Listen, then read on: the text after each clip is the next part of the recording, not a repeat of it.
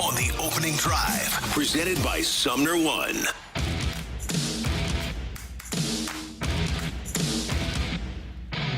Guess what day it is? Huh? Hump Day?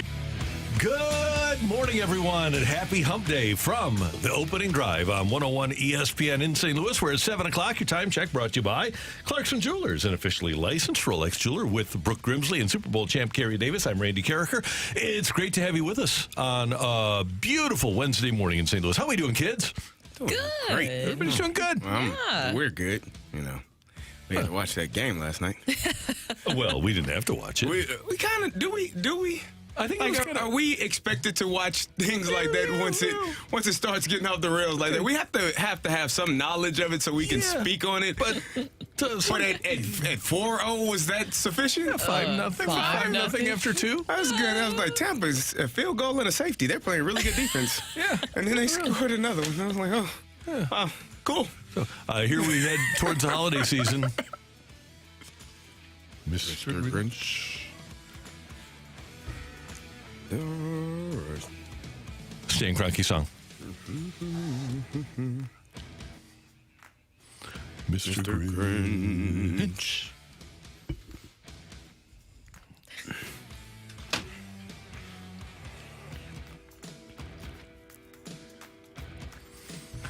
All right, everybody ready? Everybody got all their shopping done? Almost. Someone sent me a meme about the Grinch, saying he's not really against Christmas or toys or children. It's adults. He doesn't like the adults around. It's the people. It's not really Christmas. But he or did the kind of toys. steal the kids' toys. Because of, well, that's true. That's kind of rude, huh? Yeah, it kind of made him sad. Yeah. Yeah, but people really are what bothered him. Oh, yeah. I can understand. Hey, listen. I can understand that. Get on my damn nerves. Yeah. I mean, at times, I get it. Well, because that's the whole premise, right, of the movie, is that he wasn't treated well, and then he had to be casted away. Mm-hmm. So I do get it. Sometimes you earn that. Sometimes that comes to you. It's kind of karma, right? Yeah, you little ugly baby. Yeah. That's basically, did you watch the movie? I've watched it many times. Yeah. That's literally what happened, right? Angry. Yeah. Very angry. Yeah, very angry. But you know what? All he had to do was choose happiness. And to not be ugly. Well, that would have helped. Yeah. So I worked with a guy during the pandemic who, when we were doing everything remotely, and he said, you know what this has made me realize? What? That I just hate people. I like being alone. Randy, I think the pandemic, I tell people, I had been planning for that my whole life. To be in the house and not outside, I was living my best life, man. I'm like, this is amazing here. I don't have to see anyone. I don't have to go out in traffic and be around people that can't drive. Hey, man, this is good and bad. Didn't have to endure 6-1 losses by your hockey team because we didn't have sports. So anyway, last night the Lightning scored the first goal of the game, just 2:23 in, and it's 1-0 in favor of Tampa Bay. And then at the 17 mark of the first period, former Cardinal closer steps in with a tally of his own. Chernak over the line. I'm sitting around to the far boards. Torachenko, quick touch to Parayko, near wing to Letty. Up along the boards on the outside to Neighbors. Couldn't get it off the wall before he was checked and knocked down. And in behind the goal, Mott centers, loops around near wing, backhand Lightning, loose in front, and they find it in the net. The Lightning have scored. 2-0 Tampa, 2:50 to go in the period. Did you guys know when you did the cornhole tournament with Mott that he was going to be playing hockey this year? Did not. He's a busy man, booked and busy, as we like to say. Coaching high school baseball. He's getting around.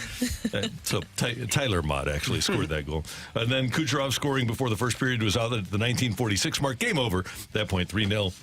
In favor of Tampa, but they didn't say so. Kucherov scoring again, 1:36 into the second. Hayden Fleury scoring 12:13 into the second. It was 6-0 when Nick Paul scored on the power play at 7:53 of the third. Blues did get one late, 15:57. They started their comeback.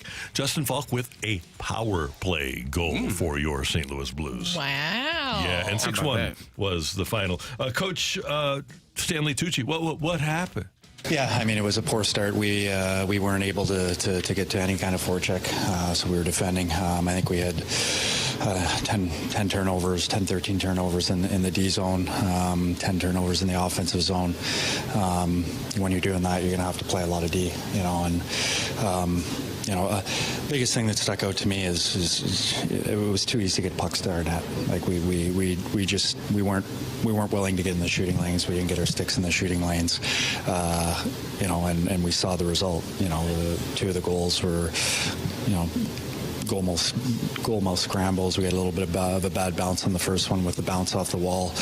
The second one we lose the wall battle, turn it over, ends up in our back of our net. Third one, we turn the puck over under a minute left in the offensive zone, comes back, and it ends up in the back of our net. And now you're chasing the hockey game against a really good team. You think Chief is leaning back in his Barco Lounger, pointing at the TV, saying, "That's the team that I have." Yeah, there they are. I thought about this. I wonder, like, when Drew Bannister, not that we all have egos, right? We all are especially in athletics, we have a certain level of ego. So I wonder if he came in, he's like, this isn't that bad. I don't know why they were 2 wins. I don't know what the hell these guys were doing in his mind. Not being disrespectful, but, damn, okay, we can do this. And then you show up last night, you're like, yep. This is how this goes? Mm-hmm. Whoa. Now, not great. One of the things that was interesting about last night was that Pavel Buchnevich took 3 historically lazy hockey penalties, 3 hooking penalties. That means you aren't moving your feet. That means you're trying to chase somebody down and you hook them. And so he wound up in the penalty box 3 times, and Drew Bannister was asked why Buchnevich sat for the second half of the third period. Bucci's a good player for us, and he's no good to me in the penalty box. Like he's got to be out on the ice. He's got to be effective that way. And I think for him, it's not only a message to him, but it's a message to the whole team. Like we need guys to play on the ice. They're no good to us in the penalty box, and so moving forward, that's the standard. Like guys want to play. They have to earn their ice time.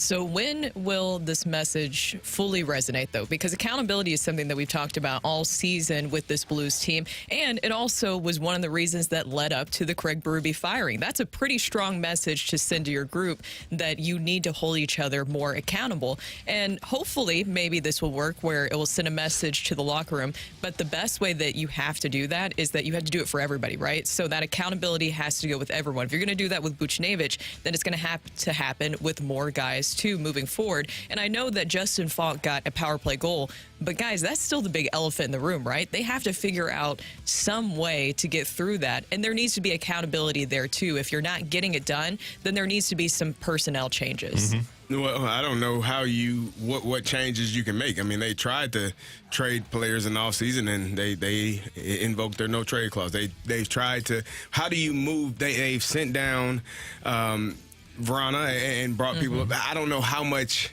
Are they in the similar role that the Cardinals were in terms of being able to move guys and the flexibility of the roster?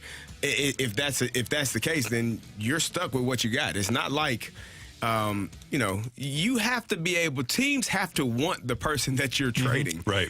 So it's not like, oh, we don't like this guy. He isn't giving great effort. Trade him to Tampa Bay. Why would we want him? Our guys give great effort. What? Trade him to LA? No, our guys give good effort. We don't want that person. So I think it's so difficult when guys are not performing well, because you're really handcuffed in. We got to play him.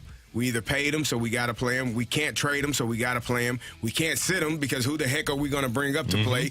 What do you do at that point? And you got to have guys to go in. You can't have guys, on the ice for 2.5 minutes doing 2.5-minute long shifts. You got to find guys to play, but where do you get them from? Exactly. And somebody from the 618 said, you mean sitting players like Berube did? And he did. He held players accountable, too. So that's where I'm starting to wonder, where does this accountability start to come in? And you mentioned these young players coming up. I was thinking about that last night. Where's the tenacity? Where's that spark coming from when you are trying to at least find something different, bring in different personnel, calling guys up, sending guys down?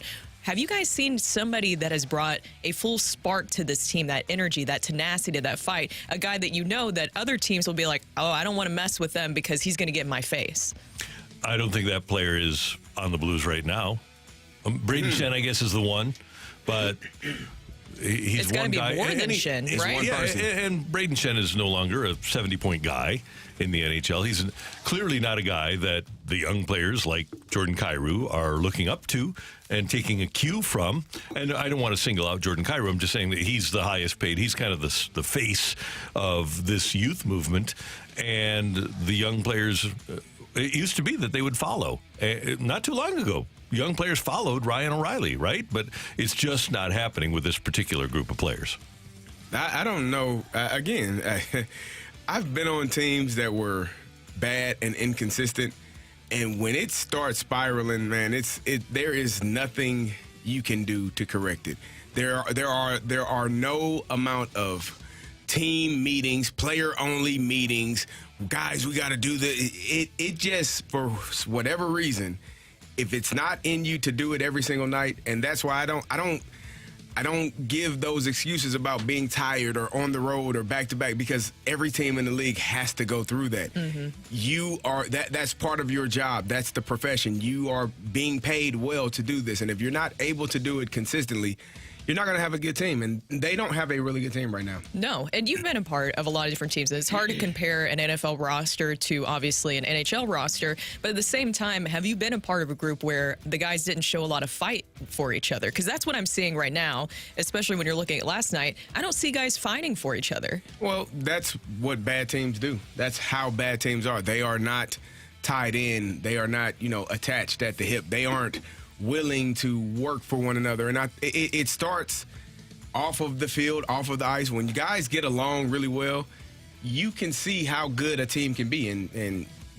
when they don't, you don't play well. I mean, and also, I've said this time and time again, this team, in my opinion, doesn't have that superstar player. Mm-hmm. Because when you have a superstar player, anything is possible.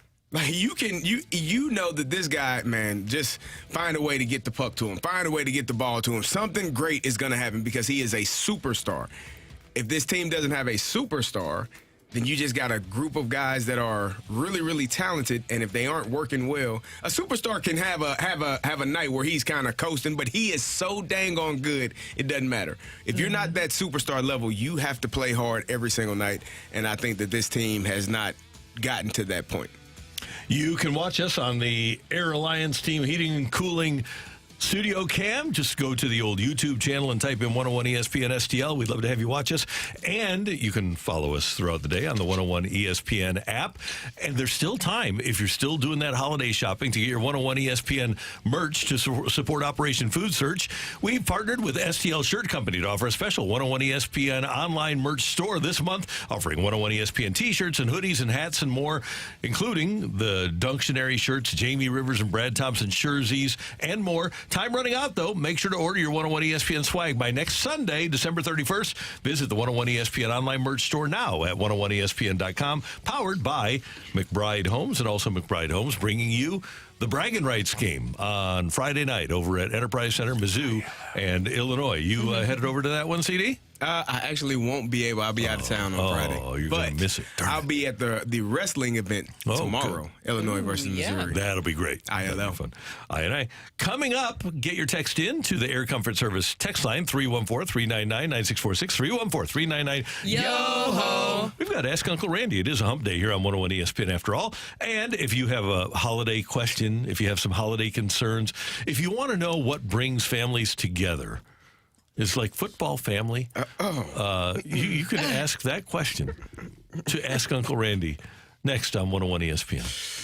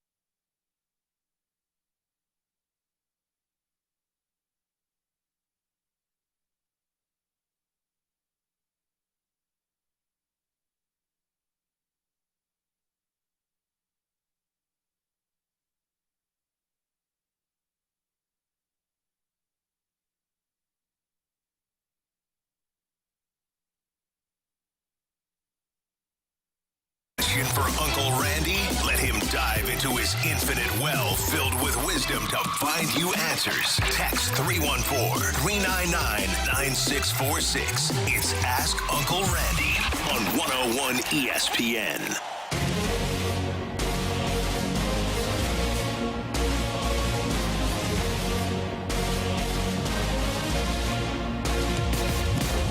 I've been around, you know. All right, it's a special holiday edition of Ask Uncle Randy here on 101 ESPN. Yes, Christmas is right around the corner. You have the opportunity to watch football all day on Christmas Day from noon until you go to bed at night. So congratulations on that as the NFL continues to tear at the fiber of the American nuclear family unit. Oh, no. Isn't that some of the best you parts? can watch sports with your family. Yeah. You can, but I would say a majority of those families will have somebody that's saying, "Oh, I got to get money down on this game," and then you just take just clear out the 401k so that you can bet on the NFL. That's how families. That's how people do it. I think that's happened a lot. Oh, no. That's why we have that 1-800-GAMBLER line. Oh. Bets off. Yep, 1-800-BETS off. Yeah. So, all right, Matthew, what do we got on the text line that people want to know about? You're smiling. You seem happy. Dear Uncle Randy, emergency situation. The alarm bells are going off. An insider source has revealed to me that my wife got me a Christmas gift, despite the fact that we agreed to just buy gifts for the kids in the family this year. I've been set up. What do I do? It's too late for that. Listen, what does she says stuff throughout the year that she likes. I can't even pull that off anymore. Well, I don't know about you guys, but I would provide the gift of me time with a Massage Envy gift card. Just go to your local Massage Envy. Thank you very much.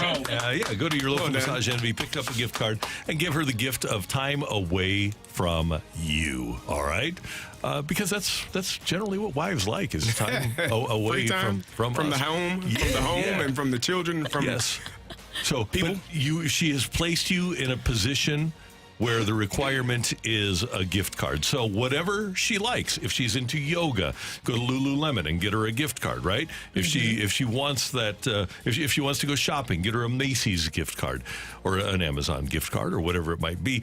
But you have been pushed squarely into because of the time constraints that you've been pushed squarely into the gift card realm. But you can never go wrong with flowers either. I also like if you pretend like you didn't know. So you don't want to reveal when you do the gift exchange that an inside source gave you this information. So then she thinks, oh, wow, he just went out of his way to do this for me. So then you look like you're 2 steps ahead there. I do like the idea. Get her something that, that will give her some time off. I like the massage idea. Anything like that would be good. Hey, must go to your store and go to the local franchise only. You have a number or website? Just go to any Massage Envy store. Good morning, Uncle Randy. My wife and I had twins in October, and instead of traveling to 4 different houses on Christmas Day, we've decided to do our own thing all day. Yep. Our parents and grandparents are being a real pain about this because, quote unquote, it's not what we normally do. I feel like now that my wife and I have our own children, we should be able to start our own traditions. Both of us were dragged around from house to house on Christmas Day as children, and we don't want our children to go through that same thing. Your thoughts on the situation? 4 families. Is that what he said? 4? He said 4 different houses on Christmas Day. No way. 3 words to solve this problem. 3 words. It's that simple. We have twins. Yeah. That's all you need to say. We have twins. We aren't moving around to 4 different houses. Right. You welcome them over to your home, but say, we have twins that are October, November, 3 months old. We have 3-month-old twins. No, we aren't moving from house to house. You can come over here. That's too much shuffling around, trying to get them out of the coat and out of the pumpkin seat and into the people. And then it's all the people there. It's diseases and illnesses in the wintertime. People coughing and wanting to touch on your baby's cheeks. And then you got to go home and be with a sick baby for the next 2 weeks that cries all night. And you're up till 3, 4 in the morning. You got to get up to go to work. No, thank you. No, thank you. Exactly.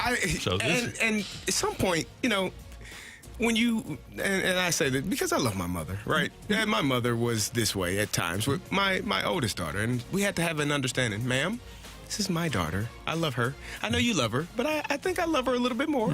I know it's probably not possible for you to think that, but I do.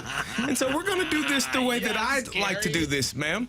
No disrespect. No disrespect. With all due respect. You got to throw that one in there. Yeah. I love you, but we're not going to do that. No. So as a parent, you have the power here. So don't let them guilt you into taking your babies out on Christmas Day, and welcome them over on Christmas. Hey, if you want to come over for an hour, we'd be glad to have you. You can say hi to the kids then, but we aren't taking our kids to 4 different places. Boundaries is a big part of that. And I also feel really bad. That's a really tough position for your family members to put you in, and I'm really sorry about that. You could also bring up the fact that RSV is always bad, but I don't know if you guys have seen this year, it's especially bad. So that's a whole nother reason not to go to 4 different houses with your twins. Let me tell you something. I wouldn't do that by myself.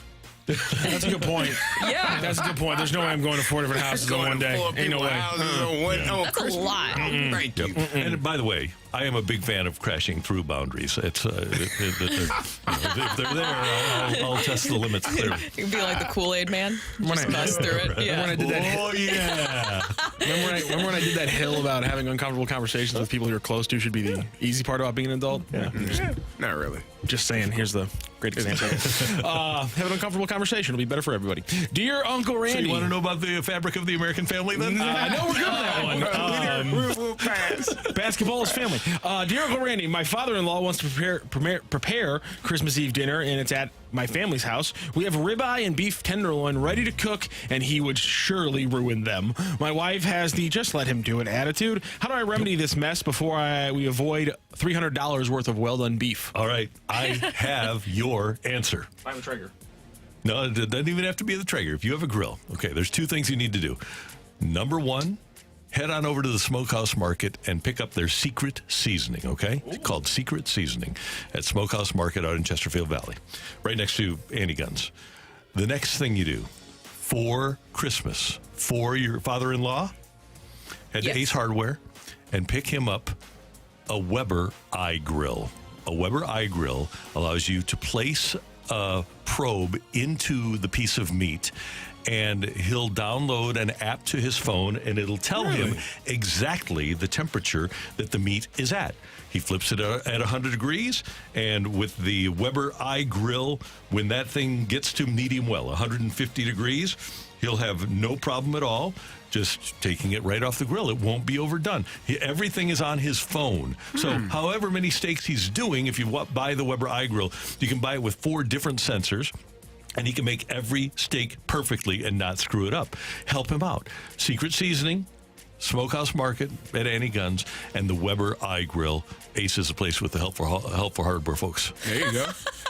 Randy, you're playing chess, not checkers over there. And also so many little subtle ads that you've had today. I'm always good with anything that includes Weber, because as long as I live, I think I'm always going to be a Weber kettle man, just like at the core. That's all I really need. Just give me like a $30 Weber kettle. So yeah, gets the job done. Remember the Weber iGrill, and you even have time to get it on Amazon today. But the Weber iGrill is sensational. I think I've given it as gifts. I gave it one a few years ago to our GM John Kioski. And Oh my gosh. he said the other night, I was at an event with him, and he said it was the best gift he ever got. So Wow. yeah, it's awesome. It's great. So your father-in-law cannot screw it up. Can't screw up the ribeyes if you give him those little tools that I just mentioned. You're welcome. There you go. Very well. Dear Uncle Randy, I bought my girlfriend an engagement ring over the weekend, but I'm not going to propose until next year after the holidays. She, of course, has no idea that I have the ring already and keeps showing me ideas every night. How do I work around this without giving anything away? Smiling. Brooke, you can help me out here, but I think if he just says, "Oh, that looks great. That looks nice. I like that one." That's all. That's the only game you have to play. Yeah. And then she'll be really surprised. She might be disappointed that if you aren't proposing either Christmas or New Year's, but it'll be a big surprise when you provide it. Brooke, can you add some? Can you flesh out this point for me? Is that the way to go for him? Yeah, I am very curious about waiting until next year after the holidays. Maybe it's just the perfect time, perfect situation. Maybe he wants just to disappoint her a little bit. Well, next year, I mean, it could be like January 5th, after the holidays. Right? Yeah, it's after the holidays. Oh, okay, after the holidays next year. I was thinking at first. I thought like next year. I was like, oh, that's a long time. No, so I maybe think that's next in 2024. There we go. That makes January sense. 7th or something like that. I totally get that, and I think that's the best way to handle it, is just play it off. Just say, oh, that looks nice. Don't be too curious or anything like that, and then she'll be pleasantly surprised. Yeah, I think that's a good idea. Good. And also, congratulations, too. Congrats. Oh, yeah, right, that's a good point. Yeah, congratulations. That's a good point. Family. Now, tell us how you're going to do it. I always love to know the engagement stories. Anybody else? I need, like, the full story of what's happening. Text us in Probably. if you got a paragraph. Not me. If you're driving along, and it's a long story, just text into us. My sister recently got engaged, and everyone asked me, "How did it happen? How did he do it?" And the blank look that would go across my face, and the disappointment that would hit people, like, "Oh, you don't have the story." I have no clue. You don't have the story? No, why would I have the story? It's not my Most engagement. men don't. I've noticed that. Yeah, like we are just. I now know where it happened because I saw the Facebook post, but I didn't like. Cool. Yeah, but the details. Okay, so He gave her a ring. She said, "Yeah." That's the detail. No, more of the details. How did he do it? Was there a letter? Was there a poem recited?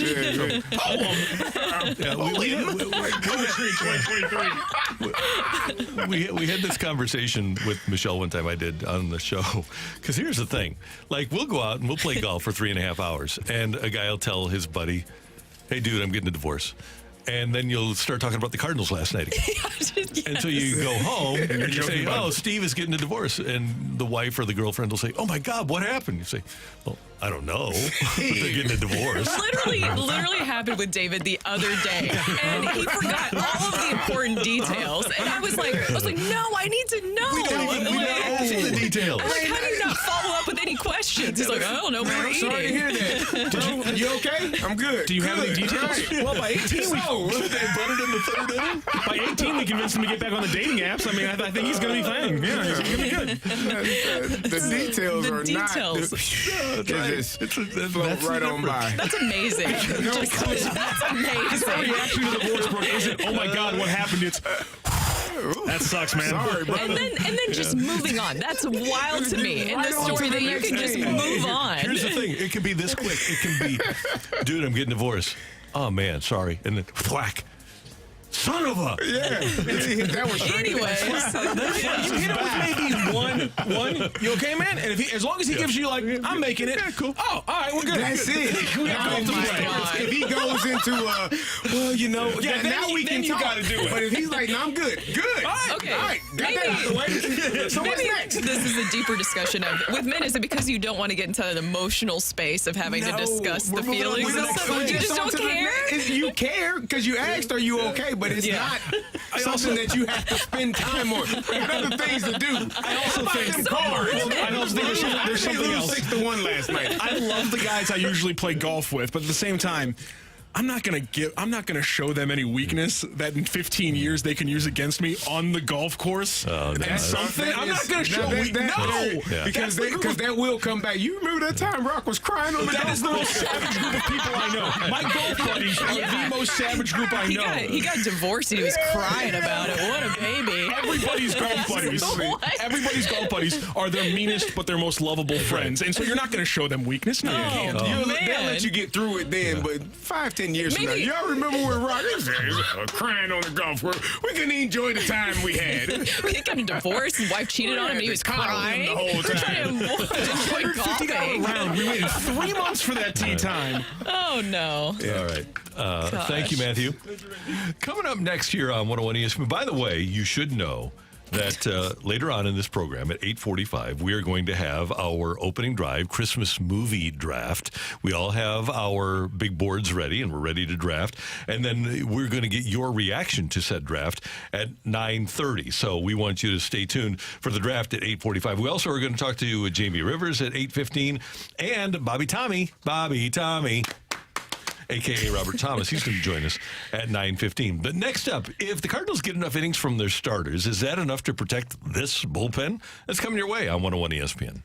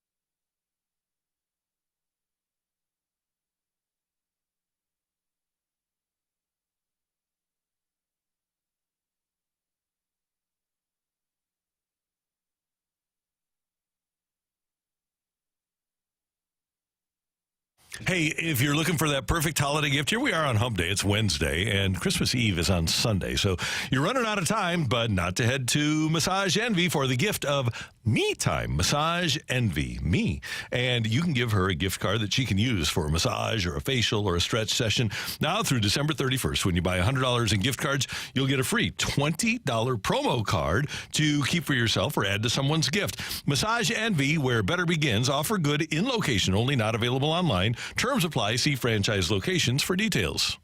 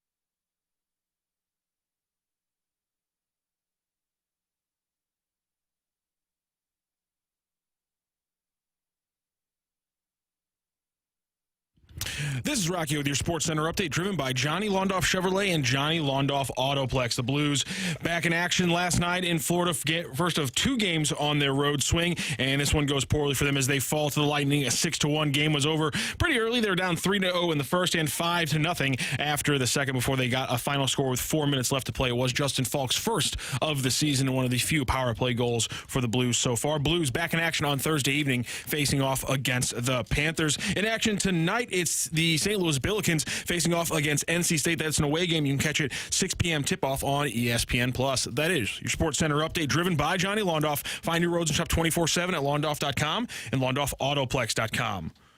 Are you kidding me?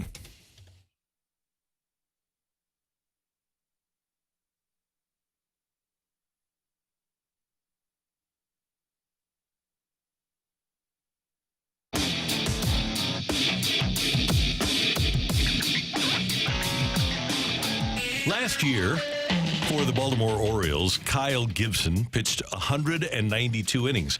Between the White Sox and the Dodgers, Lance Lynn delivered 183 2/3. And pitching for the Minnesota Twins, Sonny Gray threw 184. If a pitcher delivers 30 starts and averages 6 innings a start, that would be 180 innings.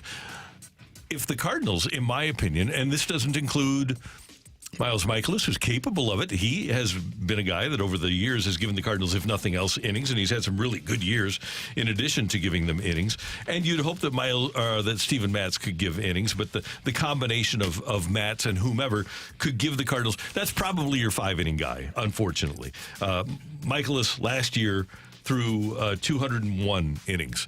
So if the Cardinals can get between 186 and 200 innings out of their starting pitching, and only count on their bullpen for 9 outs a night on the average, I think that would be a monstrous advantage for the Cardinals against the rest of the National League. Here's why. I have faith in a healthy Ryan Helsley. I have some faith in, is it Yo-Yo or Ho-Ho Romero? Yo-Ho Romero. Yeah. Okay. Giovanni Gallegos, if put in a non-stressful situation, more times than not can get you out of an inning. But then I look at the rest of the relief pitching, and it's not that I don't have faith in them necessarily.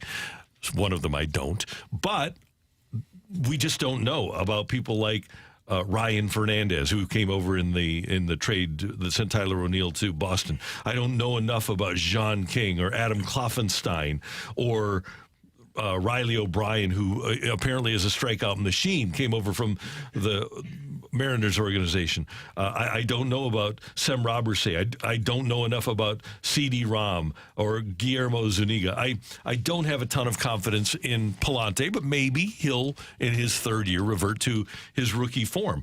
I do believe that if the Cardinals, from these veteran, well-seasoned pitchers, if they can get 185 innings to 200 innings out of each of them, that's going to make the Cardinals significantly better. And by the way, it's going to be incumbent upon Ali Marmol to allow these pitchers to, A, get through or into a third time through the order, and B, deal with adversity. Because Ali has this habit of getting guys out in the 6th inning and putting his bullpen in a situation where they have to give 11 or 12 outs rather than 7, 8, 9 outs. Well, and that's what we saw this past season, right? But I would assume by signing Lance Lynn, you talked about the innings, and we talked about them being innings eaters. By signing those guys with Lance Lynn and Kyle Gibson, not only is that insurance, but that's exactly what you're looking for. I would hope that by signing them that you realize that that's what you have to do moving forward, is let those guys stay in the game and work through it. Now, for the younger players, when you're asking them, when they're in the minors, why not see if they can go like through the lineup 3 or maybe 4 times? Get them prepared for that, because if you're going out and having to purchase innings eaters, then why not do that? Yes, Randy? I've got an idea. Yes. Okay. Yes. Can change baseball. Oh. Mo, I know you're listening because you do. Okay, I'm going to get my pen out. Okay, minor leaguers. Okay, you have minor league pitchers, minor league starting pitchers. Every minor league starting pitcher, every out they get after the 6th inning, they get $500 per out. Ooh. In the minor leagues. At the major league level, $5,000 per out for every inning or every out that they deliver after the 6th inning. Where does the money come from? Your budget. Oh, okay. Yep. So it's, for example, if a guy gets an extra $500,000, this is about, by the way, wanting to win. Yes. That's what it would be. But if a guy would go 7 rather than 6, okay, so you're getting an extra 3 outs per start. 3 times 30 is 90 innings, right? Mm-hmm. But the big thing is 3 times 30, 90 outs. So 90 outs times 5,000, what would that be? Matthew, you're the math guy here. 450,000? 400. That's right? worth it. 45,000. That to me is worth it. The $450,000 is worth it to get those extra outs and innings. Didn't they do something like that? I remember Ozzie Smith telling some sort of story about an incentive to help the players want to steal bases more. Oh, he had the bet with Whitey, yes. ground ball and yes. strikeout versus fly ball and strikeout. So it was $1, though. It was 1982. Of course, different but now, times. You don't even have to put this in the contract because there's no salary cap in baseball. You can just say, okay, tell your pitchers in spring training, major league pitchers, every out you get after the 6th, you're getting $5,000. Minor league pitchers, every out you get after the 6th inning, you're getting $500. Then you aren't going to have those George Kirby situations where he's pitching a no-hitter in the 8th and he wonders why he's in the game.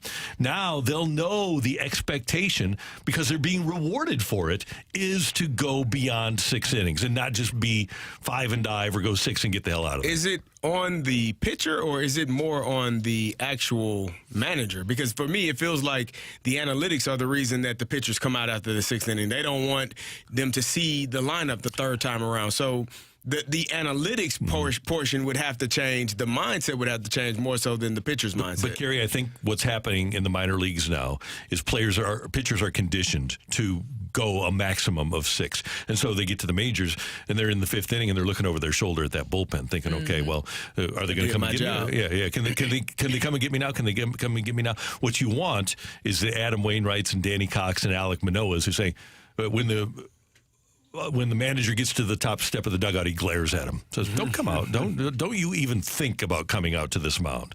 That's what you need. You want pitchers that want to go the whole way. You want to have pitchers that want to go 9. And remember the night that, and I know the Cardinals are listening, so I want to be gentle here. So I asked Danny Cox what would happen if he were throwing a 2-hitter with 1 out in the 8th, and the manager would come out of the dugout. And he said, I'd punch him in the face. That's what you want. You want the pitcher that has that I'll punch him in the face attitude when he comes out of the game. Not, why the hell am I still in the game? You want guys to give you innings. Yeah. That's what it And you also have to have the manager, rather than looking at the analytics, okay, 3rd time through the order, all that crap, and it is crap. You have to have the manager use his eyes and say, okay, who's my best pitcher right now? Is it the guy who's gone 7 1/3 and has allowed 1 hit, or is it Andre Palante? Right? That's the manager has to use his eyes and his gut, and not the numbers in front of him that say, oh, well, this guy through the... But you know what? This is a different night. He's allowed 1 hit through 7 1/3. This isn't the analytics of the last 5 games or whatever. What you need to do is use your eyes and use your gut. Exactly. And that's where it goes back to the minor leagues, is getting those guys prepared for those situations. Because, of course, you can't just all of a sudden learn that in the majors to be thrown in that situation. They're not going to be prepared for it, as you mentioned there. If they are used to being pulled by the 6th inning or even earlier, then they have never been allowed to have a situation where they can learn to go past that point and really push through that adversity. And, Brooke, here's the beauty of this idea. Is an agent really going to say, yeah, don't give my guy extra money? I only want him to go 6 innings. It only helps them. Yep. Quick question, just overall on the Cardinals. Point of parliamentary procedure here for Matthew. Because I want to get this so we're not doing hindsight when this comes around. Yeah. If the Cardinals do not make another big move in the bullpen, is this a big risk? Yes. Leaning on these guys to get enough innings that you don't need another arm in the bullpen. If it fails, we know we're saying it right now that they did not adequately prepare themselves for a situation where this plan does not work. Are the guys going to be 34, 35, 36, 37, or 35, 30? The average will be 35. Who will? The average. Are you talking about 30? Average is 35. Yeah. Can you count on an average of 35-year-old guys in 2024? It's not 2004, it's 2024 to go that many innings. You shouldn't plan on it. And oh, by the way, you're going to have somebody get hurt, right? You're going to have somebody, right? You have Ryan Helsley on your team. You're going to have somebody get hurt. So get another relief pitcher. Exactly. Well, when you were talking about Ryan Helsley, thought that was funny. You need to. It is. You really do, because with Ryan Helsley, he, around 71 days with a strained forearm last season. Yeah. And then prior to that, he had shoulder issues. And what was that, 2019, I believe, is when he was going through. No, so he had elbow issues in 2021, and then he had shoulder problems in 2019. Yeah. You have to have somebody else in that bullpen, right? No doubt about it. And you've got a guy from the Cardinal listening area, from Paducah, Kentucky, and Phil Maton, that's sitting out there in free agency. He's won world championships. He's been a really good pitcher. Last year had a 3 ERA in 68 games with the Astros. Phil Maton seems to be like the perfect fit for this organization. I would hope that the Cardinals would have interest in him. I know the name has been brought up, at least by fans, but I think he would be an interesting guy to have on this team. Why not? Go for it. Hopefully. Figure something out. But at end of the day, if the Cardinals can get 6 innings average out of their starters, they'll be ahead of pretty much everybody else in baseball. And that's why, and Mo is 100% right about this, that's why the signings of Lynn and Gibson and Gray are good things for the Cardinals. All right. Coming up here on 101 ESPN, we have Take It or Leave It, and that means you need to text in. The text number is 314-399-9646, 314-399-YO-HO. Tioli next on 101 ESPN.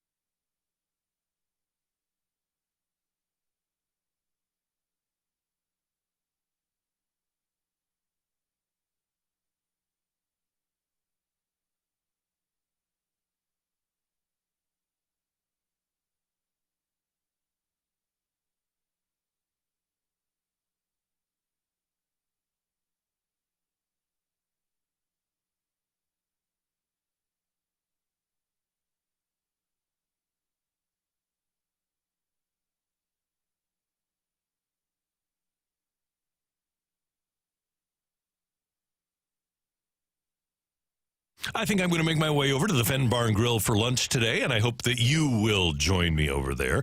And at the Fenton Bar and Grill, they're having the biggest Cody Schrader Mizzou watch party for the Cotton Bowl that you've ever seen. It's December 29th. It's at 7 o'clock, and they're going to have a giant 12 by 6 foot television outdoors on the parking lot with multiple heating stations. You can also watch the game inside, obviously. Happy hour and app specials during the game. And don't forget, the greatest trash wings that you'll ever have are at the Fenton Bar and Grill on Rudder Road in Fenton. No need for reservations. If you went to Lutheran High South, then you need to check out Cody Schrader and Mizzou on December 29th.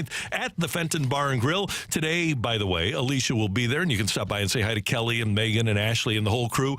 And they are so friendly, and they'll be so much fun, and the food is fantastic. And when you go into Fenton Bar and Grill, it's kind of like this show. You're talking sports. You're having a great time. And whether it's lunch today, maybe a happy hour, maybe dinner tonight, or during the holiday season, stop by the Fenton Bar and Grill. I love it. You will too. Learn more at FentonBarandGrill.com. Fantastic food. And stop by. When you do, tell them Randy sent you.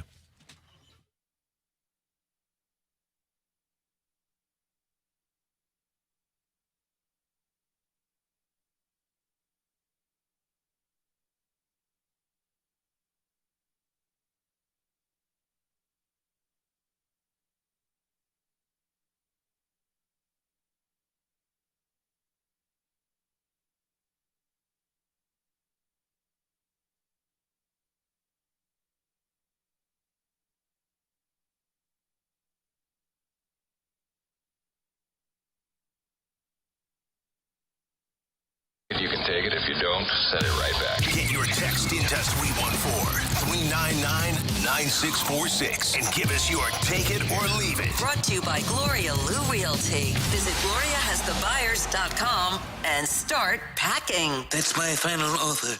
Take it or leave it.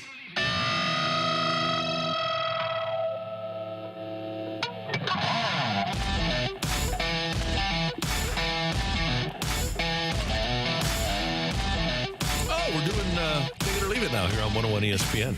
Brooke, Carey, Randy, and Matthew, and kids, got a question for you.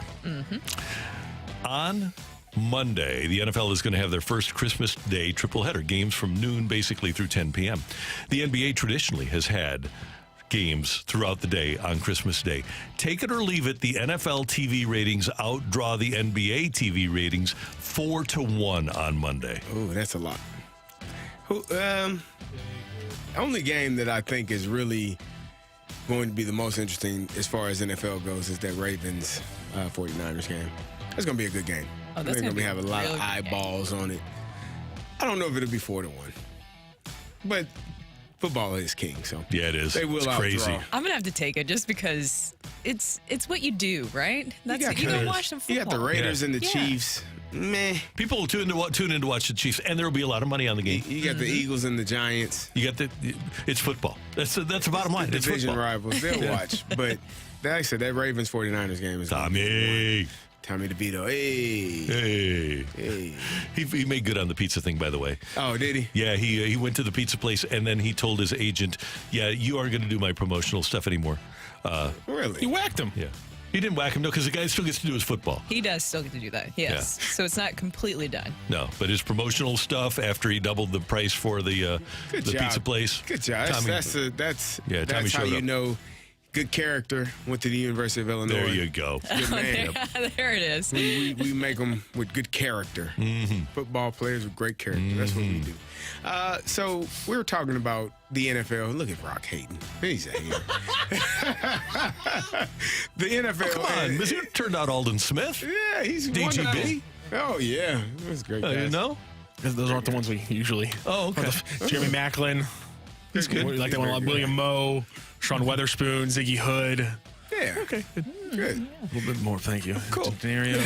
Okay, let me throw something out here. Jesus.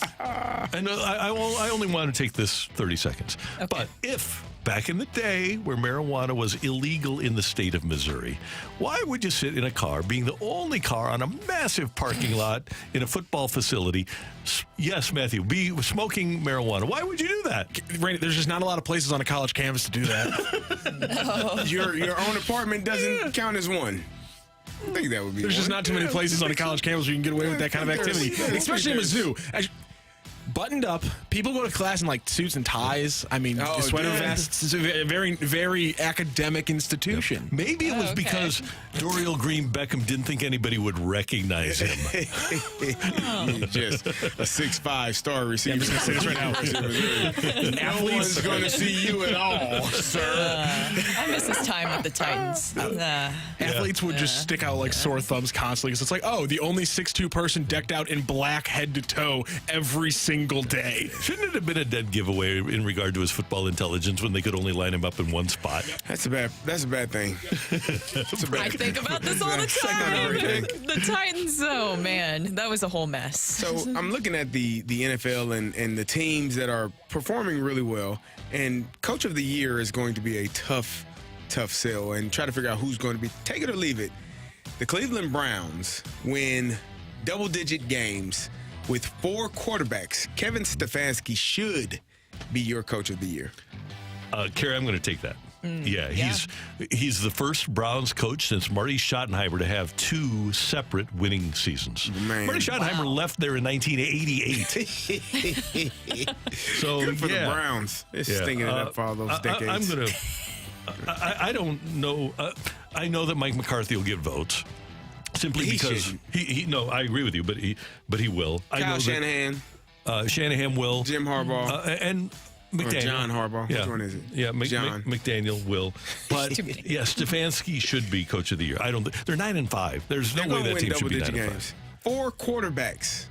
Yeah. They've started 4 quarterbacks. Yeah. And they're winning with Joe Flacco. Was on the street. He's at home watching football for the first 8 weeks. Joe Flacco had the 5th most yards for a quarterback in their first 3 games for a franchise. Wow. Ever. That's insane. Pretty good. That is good. Well, as you guys saw yesterday, Eli Drinkwitz and Mizzou, they are booked and busy, and they're busy standing on business. Caden Green yesterday, and also, I don't know if you guys noticed, Courtney Crutchfield from Pine Bluff, Arkansas. By the way, that high school mascot is the Fighting Zebras, which that's a great high school mascot, by the way. I would hate to see a zebra in a fight, though. For some reason, it would just bother me to see a zebra fighting. I don't think I've ever even seen that. I haven't either. There you go. So it makes sense. It's a good mascot. So take it or leave it, guys. The receiver room for Mizzou next season is going to be deadly. You have Courtney Crutchfield now, Luther Burden, Theo Weiss, Demetrius Johnson, and then you have James Madison II.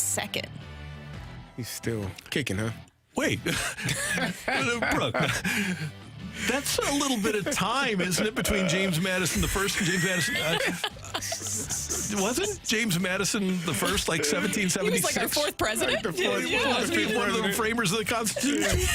So James Madison the second? That's why I said it's going to be deadly. Because can you imagine having the 4th president of the United States? Yeah. Is history. Is James Madison the second 5'4"? I hope not. I really hope not. Yeah. James Madison, by the way, fun fact, James Madison II, our shortest president. Small. He beat you with speed. Having watched the play, maybe the greatest play ever, Hamilton, multiple times, I didn't realize that James Madison, well, no, I guess George Washington was our first African-American president. You guys ever seen Hamilton? I have not. Okay. No. I wanted to see it. You need to see it. I did. I do. I still want to see it. Yeah, it's great. Yeah. James Madison, also an African-American president. And Thomas Jefferson. I don't think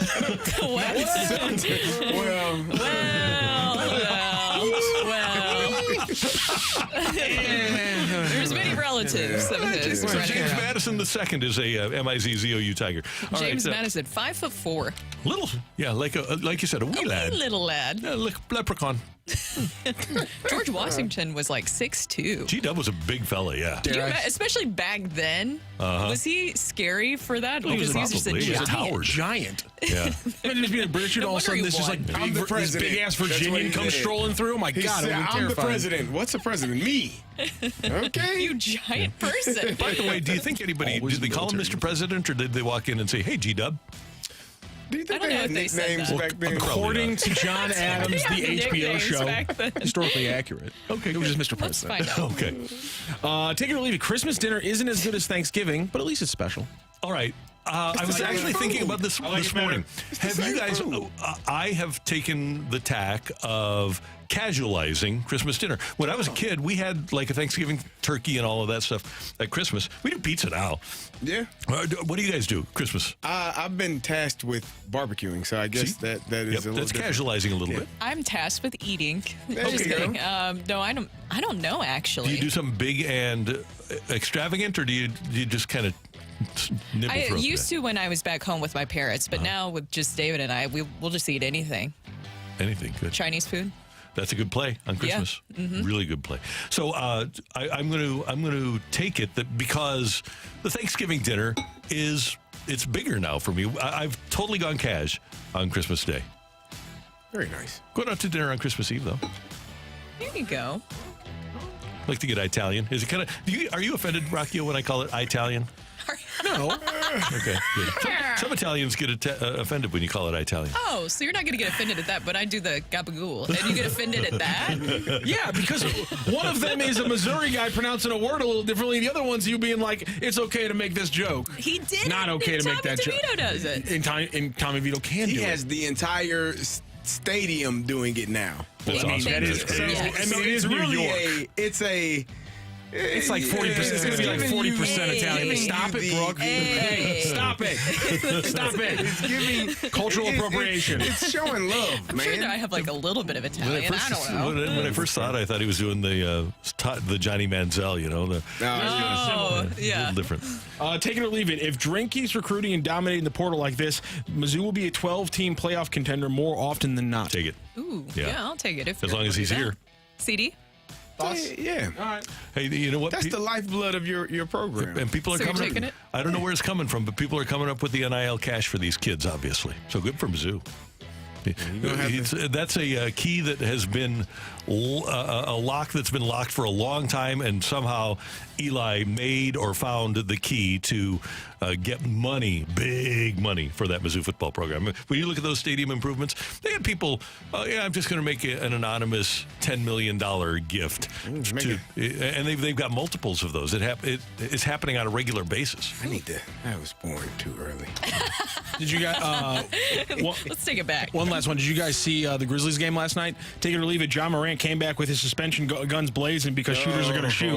35 points, 24 shots. Let's go, baby. Call 12. Call 12. Let's go.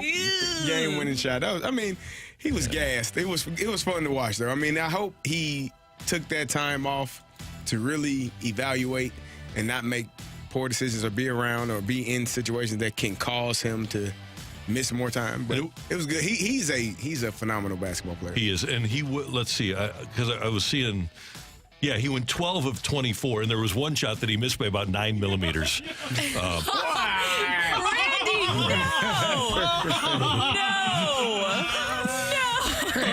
What are we doing here? Thank you, Matthew.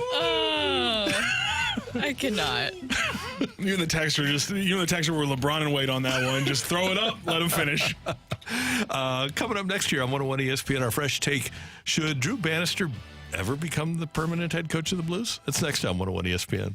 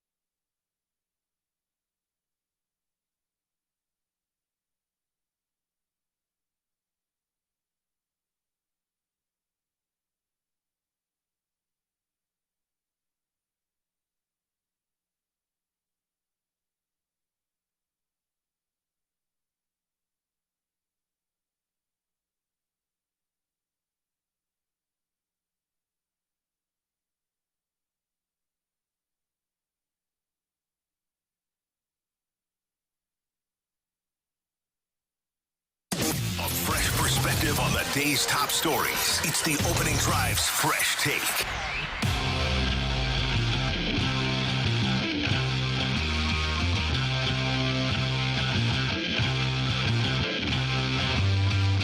The turnovers, some of it was pressure, but we have to have support. We have to do better on the walls. Like, we have to be stronger in those areas. I didn't foresee us cheating, but like I said, we were. We just got to do a better job when we're defending. There was a couple times just in the second period returning to D zone, like the one goal shouldn't even happen if we just get to our spots quicker. And then we get into penalty trouble a little bit. So,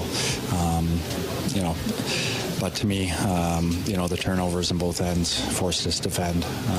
And when we had to defend, we weren't brave enough to get in shooting lanes. That is Drew Bannister, the interim head coach of your St. Louis Blues after a 6-1 loss last night in Tampa.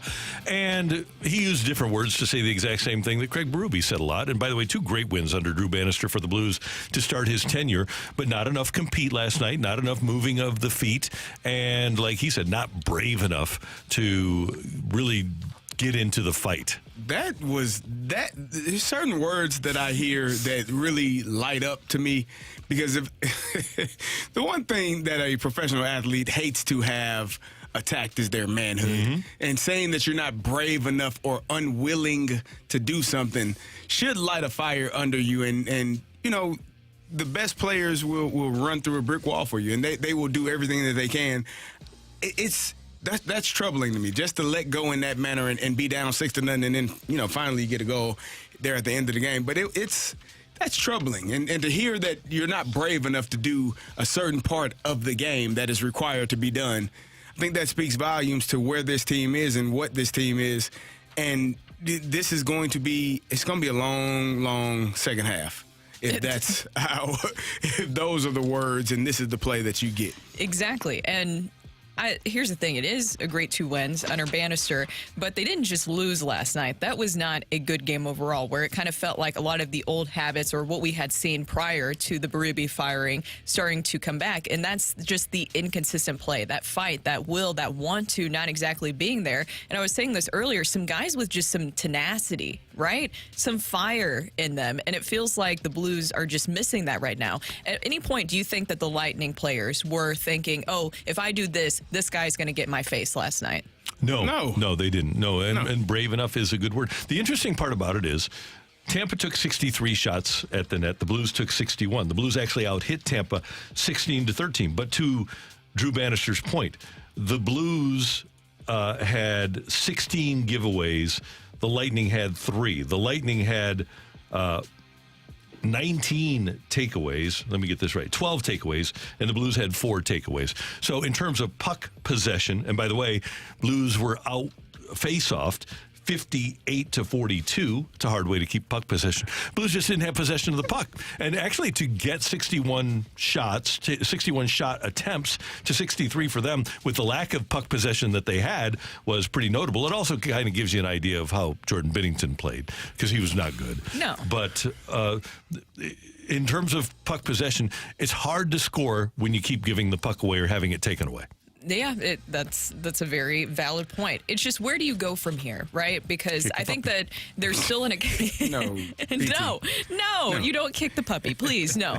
But we keep talking about accountability. That was one of the things that Armstrong said. Another thing that really stuck out in that Army press conference is where he said nobody's job is safe. Nobody's job is safe. And if that's not enough as a player to really wake you up and spark that fire and energy, then I don't know what else you can do with this group. Here's the thing, Brooke. I don't think that the Blues have players that are performing to a level that would allow them to not be safe. If you're another team, all due respect to Nick Leddy, are you trading for Nick Leddy? If you're trying to win this year, are you going to trade for Nick Leddy or Marco Scandella? Braden Shen has, I think, 4 years left on his contract, 3 years left on his contract. We love Shenner here, but essentially, if you're a really good team, you trade for Braden Shen, third-line guy, right? He's a top 6 for us, but for most teams, he's probably a top 9. Toropchenko, he's cheap. You aren't getting rid of him. Robert Thomas is going to be here. Brandon Saad, probably an untradeable commodity in terms of getting representative value in return. When I look at this team, Torrey Krug, he was going to be taken by Philadelphia in a salary dump when they were going to move Sanheim. I guess Colton Parayko would probably bring a return. Neighbors would bring a return. Otherwise... But is your team better if you get rid of those two players? Exactly. And I'm talking, neighbors you don't want to. Yeah. Is your team better? If you're thinking Parayko's your best defenseman, right? But and he's 30. But if you're thinking of going rebuild, are you going to get much in return if you're trying to rebuild for the guys that you give up? Now, maybe you could get rid of the whole contract. I don't know if there's a team in the league that could take on some of these contracts. I agree with you about Parayko, but that's probably your most valuable commodity. I'll bet you could get a 1 and a 2 for a guy that's got that much term left. But why would you want to do that? Because, to your point, Parayko should be a guy that plays well until he's 38. Yeah, he should be. And it seems like by firing Craig Berube, Army wanted to see if a different message would work for this group. At what point do we start to change from retooling to rebuilding? What else will Army need to see or not see, I guess, from this group to say, okay, well, this is the time where I got to ship some of these guys out? I don't think you can do it during the season, because I think the salary cap situation in the NHL is so tight, nobody has the money to take on these salaries. So I would think that they would have, number one, they would have to take on some of the money that some of these guys are getting. And number two, you've got to find teams that are willing to give up reasonable value for players that aren't presenting a lot of value to you right now. It's intriguing because I think they're stuck here for a while. I mean, you got many players with a no trade clause. So unless they are willing to go elsewhere, you're not going to be able to move them. We saw that this summer with Torrey Krug. He was like, no, thank you. You did it. I don't want to go. And so then it becomes, how do you change the roster? If you've given guys a lot of money, you've given them full no trade clauses in their contract, how do you move them if they don't want to be moved? If they're just like, the heck with it, I'm going to stay here, and if we play well, we play well. If we don't, we don't. But I still get paid.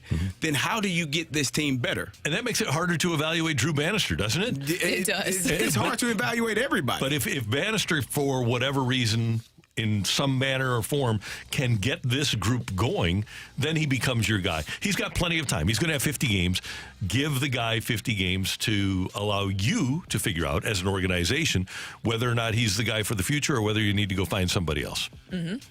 That is today's Fresh Take on 101 ESPN. Coming up, Jamie Rivers had to switch his time to 8:30, which is when we normally have the fight. And because of Jamie, we're changing our schedule. Are you making this clear so somebody doesn't on the YouTube chat get mad at us that we change the schedules and think that we're doing this? Yes. So we are going to have the fight coming up next. Yes, sir. You don't think after that person commented that I go back and change the Facebook post now? Oh, the Facebook post has been changed for 45 minutes. Okay, good.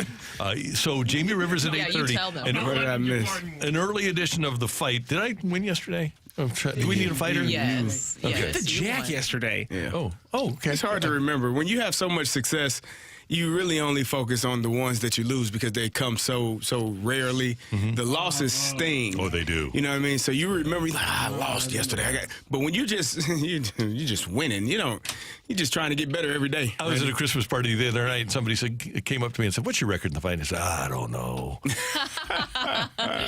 And then you actually give the number. They're like, 450 and 38. Yeah, I would have to do the math because 52 weeks. We do 5 shows a week, so it's probably around 240 fights a year. So you'd be for this for last year, you would have gone 227 and 13. Wow, I was thinking maybe 210 and 30. It can't be that much because the average we get 3 or 4 fights you lose per month. So maybe it is 36 then. Yeah, so maybe it's 210 and 30. Now's your chance. All you need to do is text in to the Air Comfort Service text line 314-399-9646 314-399 Yo-ho! With your name and the word fight. Maybe you'll fight me next on 101 ESPN.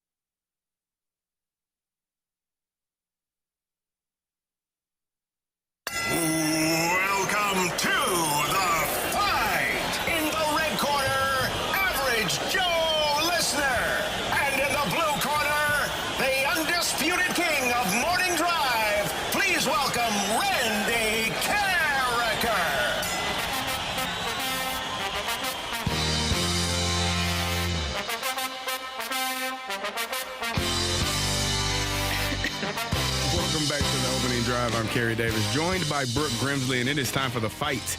And our fighter today is Mike. Mike, how you doing? I'm doing well. How are you guys doing? Good. Doing well. Now, Mike, the last few fighters haven't had such great luck. Are you excited and ready to take on Randy Karraker? I got some butterflies, but last year I faced Randy and he wiped the floor with me, so I'm looking for a little rejection. All right, well, we'll see how this one goes. All right, here we go. Who was the first player to ever score 70 goals in a season? Is it Mario Lemieux, Phil Esposito, or Wayne Gretzky?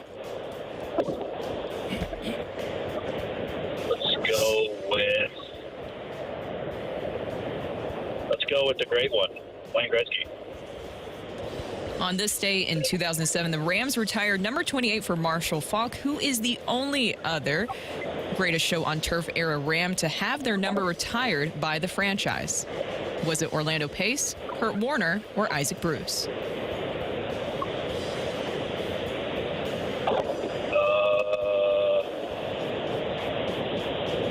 I believe it's Kurt Warner. On this day in 1926, the Cardinals pulled off a rare feat, trading an MVP and future Hall of Famer for another Hall of Famer when they traded Rogers Hornsby for which future Cardinals MVP?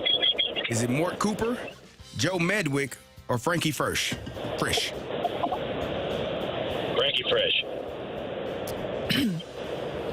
Raleigh Fingers was moved twice within a week back in December of 1980, finally ending up with the Brewers via the Cardinals. Which team started the saga, trading Fingers to the Cardinals on December 8th? Was it the Giants, the Padres, or the A's? I believe it was the Oakland A's. All right, we'll double check our score. We will bring in Randy Karraker. Mike, how you feel? Not great. Okay. All right. Well, it happens. Happens to the best of them. Yeah. And Rock does a pretty good job of staying up all night, pondering these wonderful questions, and he doesn't get a lot of sleep. And he comes in angry in the morning because he had to worry about these questions and how Randy Karraker. Oh no! What happened? I thought you almost failed, sir. You all right? Oh, no, I was just picking up my phone. Okay. Oh. All right. Just making sure. We had a little. Got scared for a I had a second. bad back. Huh? Yeah, I thought you fell back into the wall.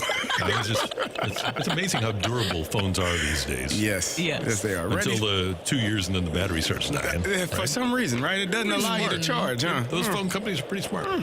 Randy, say hello to Mike. Mike, good morning. How you doing? Doing well, sir. How are you? Everything's great. Thanks for listening. Thanks for playing. Absolutely. All right, Randy, you ready? Ready. Who was the first player to ever score 70 goals in a season? In a hockey season? Yes. Not soccer? Not soccer. That would be Messi. NHL, not WHL. I'm going to go with the great former Bruin and Ranger, Phil Esposito. 1 year had 76 goals and 76 assists for I think it was like 70-71 for the Bruins. Not bad. 152 points. That's not bad. Wow. Had Bobby Orr on his side. It's not bad. No, Bobby Orr was the defenseman. How Phil do we get Esposito was 70 great, goals from a player? You got to score every night. Yeah, Brett Hull did 86, man. Oh my Wasn't that long gone That's so of those crazy. days? Yeah, well, I think they might be coming back. Oh. We had a 60 last year, right? That's kind of why the question's on there is because I believe there's Matthews and whoever's matching. There's another player right now who's matching him goal for goal most games. They're on pace right now to touch 70. Pretty incredible. Question number 2. On this day in 2007, the Rams retired number 28 for Marshall Faulk, who is the only other greatest show on turf era Ram to have their number retired by the franchise.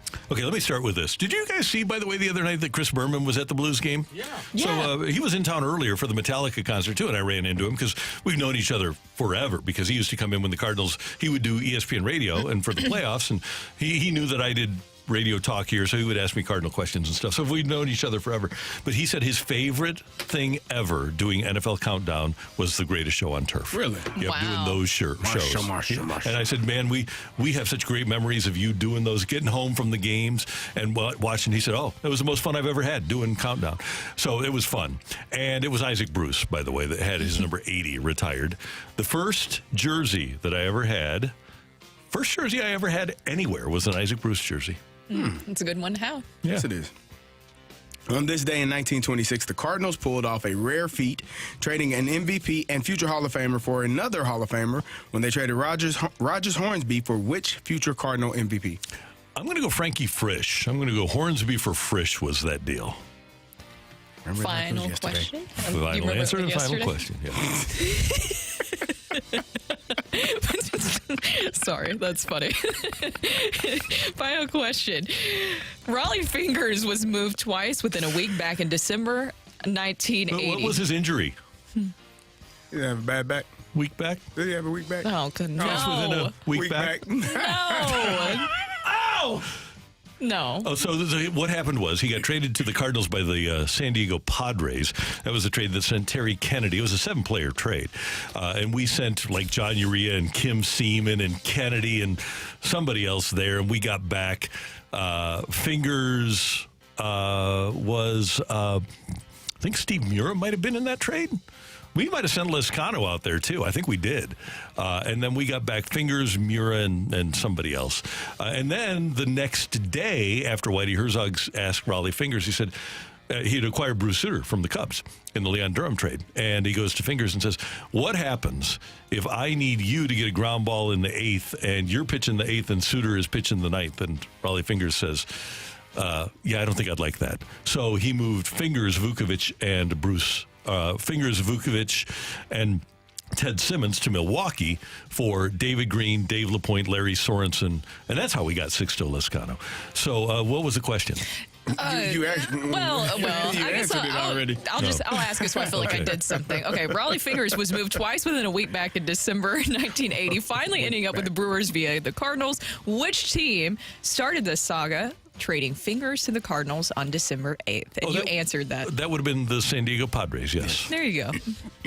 Very good, Randy. Beautiful. Does Megamind's winning streak continue? Or does Mike take him down in today's fight? Ring that bell. Go crazy, folks! Go crazy! The winner and still champion of the fight, Randy Karraker. Just win, baby. I had something planned and I couldn't even get it out with a straight face. What was it? Carey was going to come across this table if I even tried to play that one slow there. Yes. I'm sorry, Mike, on that one. Randy Karraker hit the jack. He took you down 4-1 in today's fight. That is all right. I hope everybody had fun. Yes. We always have fun. Randy has fun. for You sure. always win in life when you have Perfect fun. response from Mike. Let's go through the questions and answers. Phil Esposito was, in fact, the first player to ever score 70 goals in a season. It would be about a decade until Wayne Gretzky would come through and start doing it on the regular. On this day in 2007, the Rams retired number 28 Marshall Faulk, and the only other greatest show on turf era Ram to have their number retired by the franchise so far is number 80 Isaac Bruce. On this day in 1926, the Cardinals pulled off a rare feat, trading an MVP and future Hall of Famer in Rogers Hornsby for Frankie Frisch, who would go on and win an MVP for the Cardinals and go into the Hall of Fame. And Raleigh Fingers was moved twice within, I wrote down originally fortnight, but that technically I guess was wrong. It was like 4 days. Apparently, somebody said it got finalized on the 20th. Oh, yeah. Well, what happened was... Finalized on the 20th. I hate that whole thing. Rick Hummel shows up at the meetings in Dallas, and Whitey Herzog runs into him in the lobby and says, where the hell you been? I got deals to make, because he knew he was going to make all these deals. And Jack McKeon was the general manager of the Padres at the time. They went and sat at the hotel bar, got drunk, and made the deal. And here's the deal. It was unbelievable. Terry Kennedy wound up being a catcher for a World Series team for the Padres. John Littlefield. This was the reason the Cardinals were bad in the 70s was because they had such a bad bullpen, and Whitey traded the whole bullpen. John Littlefield, Al Olmsted, Kim Seaman, and John Urea, along with Steve Swisher and Mike Phillips, for Bob Shirley and Gene Tennis and Raleigh Fingers. So Steve Muir actually came the year before in another deal. So technically the timeline was December 8th, the Padres trade Fingers and that deal to the Cardinals. December 12th, the Cardinals and the Brewers swing that deal. December 20th, the deal is finalized officially by Major League Baseball. So across 12 days, quite a lot of movement for the man with the mustache, Raleigh Fingers. The Suter deal, I think, was the 9th or the 10th. So he gets Fingers on the 8th. And then December 9th, he gets Bruce Sutter. So he acquires 2 Hall of Fame closers in 2 days. Well, the good thing is that Fingers and Vukovich didn't really do much after they left the Cardinals. No, except Fingers won an MVP. There you go. A Cy Young, and Vukovich won a Cy Young. Oh, so not a great trade. So the Cardinals, when they traded Bruce Sutter, or for Bruce Sutter from the Cubs. It's Leon Durham, who wound up being a really good player, and Ken Reitz, who had his issues, late, great Ken Reitz. And I was kind of mad because I loved the Zamboni machine, but that was Ken Reitz. But wound up working out because the Cardinals won the 1982 World Series. Up and down Fortnite for the Cardinals on that one. Mike, thank you so much for joining the fight and joining the show today. Thanks, guys. Merry Christmas. Same to you. Thank you very much. So that's the fight on 101 ESPN. Coming up, we're going to head down to Florida, where Jamie Rivers is standing by. The Blues will take on the Panthers tomorrow, and Rivs will join us next here on 101 ESPN.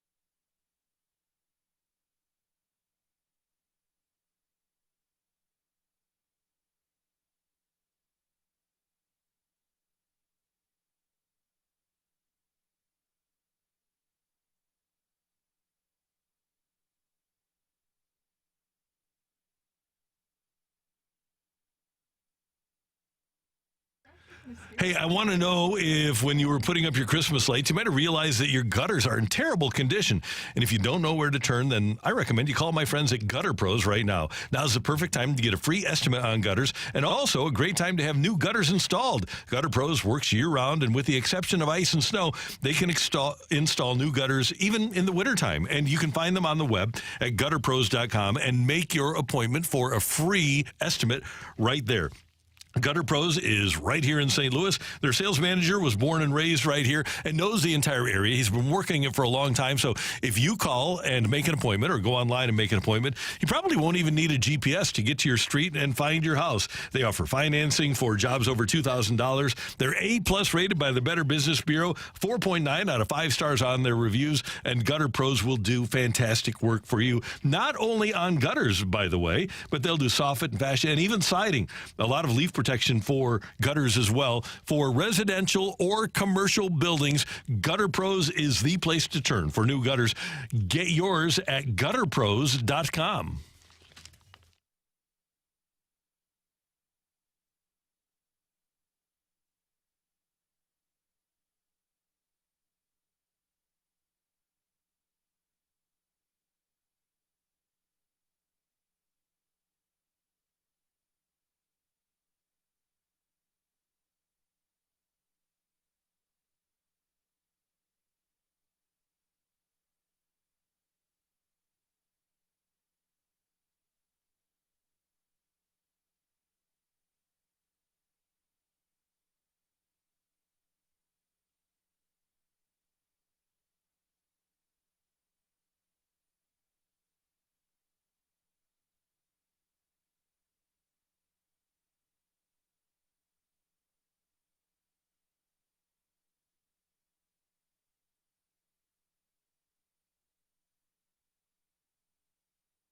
This is Rocky with your Sports Center update, brought to you by Saliga Heating and Cooling. The Blues back in action last night for their first of 2 games in Florida, and they fall to the Lightning 6-1. They were down quick, 3-0 in the first, 5-0 after the second. And Justin Falk, the lone bright spot, getting a goal with just 4 minutes left to play, was his first of the season and a rare power play goal for the St. Louis Blues. They're back in action on Thursday night, facing off against the Florida Panthers, and more Blues talk coming up today. Right now, Jamie Rivers joins Carey, Brooke, and Randy, and coming up at 9:15, St. Louis Blues center Robert Thomas. That is your Sports Center update, brought to you by Saliga Heating and Cooling, an independent American Standard heating and air conditioning dealer. Drive on 101 ESPN. We are talking everything St. Louis Blues as we head into the Blues Booth. Presented by Boardwalk Hardwood Floors, a proud partner of your St. Louis Blues. Find your perfect new floor at our 4 convenient locations and online at boardwalkhardwood.com.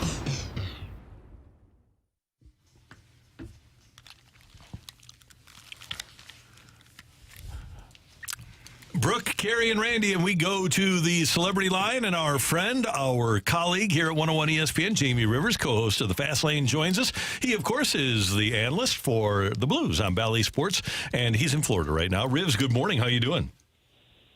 I'm good, guys. How you doing? We're doing outstanding. After that 6-1 loss to Tampa Bay last night, what was your main takeaway from last night's loss? Well, I think my main takeaway is there's still work to do. It's nice to get the new coach bump when they come in, and the team played very well for those 2 home games.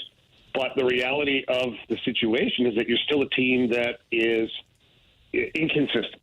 You're still a team that's looking to find their game overall. And when you get up against a team like the Tampa Bay Lightning, sometimes it's very sobering to find out, maybe how much work you have left to do. And some of that was self-inflicted last night. And you look at the records. The Tampa Bay Lightning are right in and around 500, just like the Blues. But when you look at the roster and you see some of the guys that they have on their roster, and in particular a guy named Nikita Kucherov, Randy, I don't know if you know who he is, but he's a pretty good hockey player. I heard that. And he's a difference maker. But you just realize if you're Drew Bannister, if you're Doug Armstrong, and even if you're the veteran group on this team, you're like, okay, we've got work to do. We can play against teams like this, but we can't turn the puck over. We can't give away the middle of the ice. We can't make it easy on these teams, or those are nights where you're just not going to be competitive. Jamie, you've been on teams that had up and down seasons like this. How do you, or are you able to? Because I mean, I've been in locker rooms. I've been on teams where there aren't enough team player-led meetings to get it going correct. How do they get this correct, if that's even an option? You know what, Carey, the player meetings, as you know, they expire after a certain time during the season. Yes. They just do. We don't need to do this again. Right? You get in the locker room, close the door, trainers out, no coaches. Oh, I mean, come on. This is 7 this year, they expire at some point. And so I just look at it as, I think the leadership group in the room, you just got to be honest with yourself. I played on some teams that were average. You got to recognize that your team's average, and when it is that way, then you absolutely, as a team, must gear up for the winnable games. The games where you're even or better than the team in the league or close to it, you have to win those games. And then you have to punch up a couple times a year against teams that are better than you, get the win, and that's how you sneak into a playoff run, is by beating the teams that you can beating the teams that are par with you, and then punching up a few times throughout the season to put together some 3 or 4 game win streaks. That's how you do it. Jamie, interim head coach Drew Bannister, we kind of saw that he sent a message to the players, and he did say that was something that he was going to do, is take away ice time from guys. Buchnevich was benched for the final 12.5 minutes in the game after taking 3 penalties last night. How do you think that message was received? Wow, tough call. Tough call, Brooke, because, look, this is a young coach. I don't mean young as far as his age, a newer coach. It's his first time in the NHL. He's been put into a situation where the president and general manager has said that this team needs to be held accountable. And, this goes back to my original comment the day Craig Berube was fired, was if Craig Berube can't get accountability out of people with the resume that he has and the personality that he has, how are you going to rely upon maybe a younger coach, a newer coach, rather, again, to do that? And we'll see how this works out. Pavel Buchnevich is a very beloved player on this Blues team, but he's also a very competitive guy, and he's also a very intelligent player. And if he knows now, or if Drew Bannister had a discussion with him following the game last night and said, listen, man, I'm not really mad at you. 3 penalties was a lot, but we have to get every other guy in this room to buy into this. And if it takes me benching you to get the attention of 4 or 5 other guys, then this is a sacrifice we both have to make. And Carey, you know, sometimes those discussions happen between coaches and players where it's the wink, wink, you're going to be benched, but it's for a greater cause. Yeah, indeed. Jamie, I want to shift gears a little bit because the game a few nights ago there featured an e-bug, and I want to know what the qualifications are, and is it too late for me? Carey, a couple things, okay? One, you just have to be willing to be hit by the puck. Okay, I can do that. And like it, so it should be fine for you. I feel like you're a guy that likes to get hit. Yeah, so, you know, I like to hit too, but I don't mind getting hit. Yeah, no, I talked to several guys around the NFL and said, you're a very hittable player. I don't know what they meant by that. That was good. How's your skating these days? Not great, but I don't skate particularly well or at all. But I think I can just be big in net, right? Can I make that happen? No, that's not good enough. You could try, but yeah. You know what, Carey? You know what we'll do one day, Carey? We'll get out on the ice. We'll get you some pads. Okay. I'll fire some pucks at you. You can see if you like it or Let's not. do it. I'm with that. Nah, I'm all for that. I know you are. Hey, Rivs, you mentioned that Coach Drew Bannister probably told Buchnevich, I'm not mad at you. Carey and I have an all-time favorite coach. His name is Rick Venturi, who's now the analyst for the Indianapolis Colts. He was a linebackers coach here and bounced around the league for a long time as a coach. And one of his stock lines for players was when they screwed up, he said, I'm not mad at you. I'm mad at the guy who brought you here. That always feels good. Yeah. So, all right, you know I'm a fun fact guy. The Blues are on pace for 24 power play goals this season. The entire Blues team on pace for 24 power play goals this season. Brett Hull, as a member of the Blues, had seasons of 27, 29, 29, and 25. Yeah, that doesn't sound great when you word it like that, Randy. No, with one guy, maybe the greatest pure goal scorer of all time, but when one guy has more power play goals than an entire team is on pace for, no, it's not a great stat. No, I will say this. The power play here has got goals in 2 straight games, which I know that's not like, hey, let's order the rings here.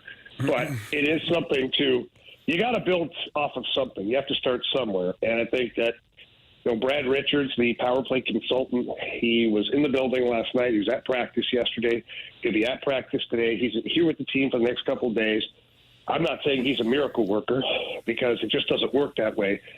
But hopefully they start pushing things in the right direction. One thing I do like, specifically out of the second power play unit, by the way, the second power play unit has both goals in the last 2 games, just if you're keeping track of that on your scorecard at home. And they shoot the puck. It's a crazy thing, Andy. What a concept. When you shoot the puck, it can go in.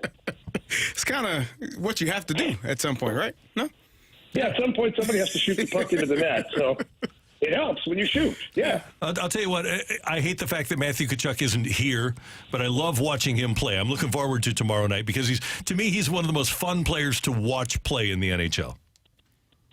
Oh, yeah, both Tkachuk brothers are a riot to watch for different reasons, but yeah, Matthew is so skilled, so talented. He's such a competitor.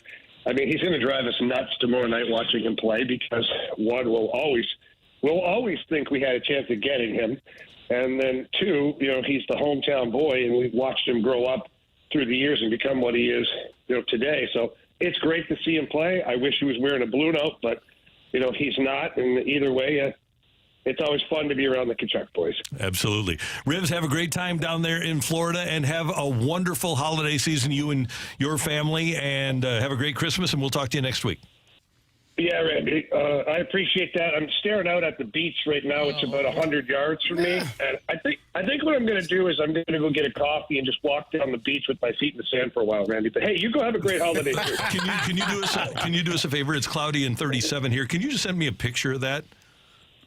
Oh, absolutely, Randy. I'll take care of you. You're the man. Have a great time. We'll see you later, brother. See you later, guys. Take care. That's Jamie Rivers, our colleague and co-host of The Fast Lane here on 101 ESPN. And, of course, he and John Kelly bring you Blues games on Bally Sports. Coming up, it is the Opening Drive's Christmas movie draft. And Brooke is fired up. She's got the first pick coming your way next on 101 ESPN. The Blues play.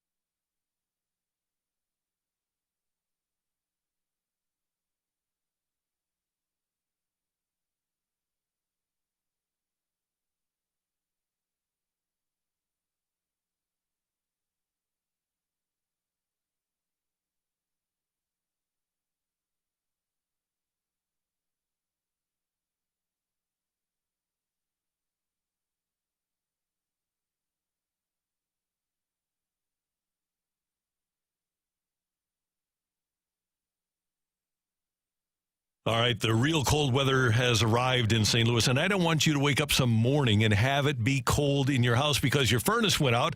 That's why you need to get in touch with my friends at Hoffman Brothers. Hoffman Brothers will come out and take a complete look at your furnace or furnaces and make sure that they're good to go for the really cold winter months here in St. Louis. You can call Hoffman Brothers at 314-664-3011 or visit hoffmanbros.com, and it's not a bad idea to join their home protection plan where they'll send you your filters for your furnace every year, and they'll call and say, hey, we need to make an appointment so that we can come out and check out and inspect your furnace and make sure that everything's working properly and that your family is comfortable all winter long. At Hoffman Brothers, they're going to perform heating maintenance, clean the heating system, check all the burners and gas lines for carbon monoxide to make sure that your family is safe. And if they notice anything that looks like it's going out or needs replacing, they're going to bring it to your attention. And that's an important thing as well, because you want to know when your furnace is about to die, because you don't want to have it go out, right? Hoffman Brothers wants every single one of their customers to be educated about the systems in their home, and they'll do that for you. Get your furnace checked out. Karraker family uses Hoffman Brothers all the time, and you should too. The number is 314-664-3011. Find them on the web at hoffmanbros.com. Hoffman Brothers, a proud Mitsubishi Electric heating and air conditioning elite contractor.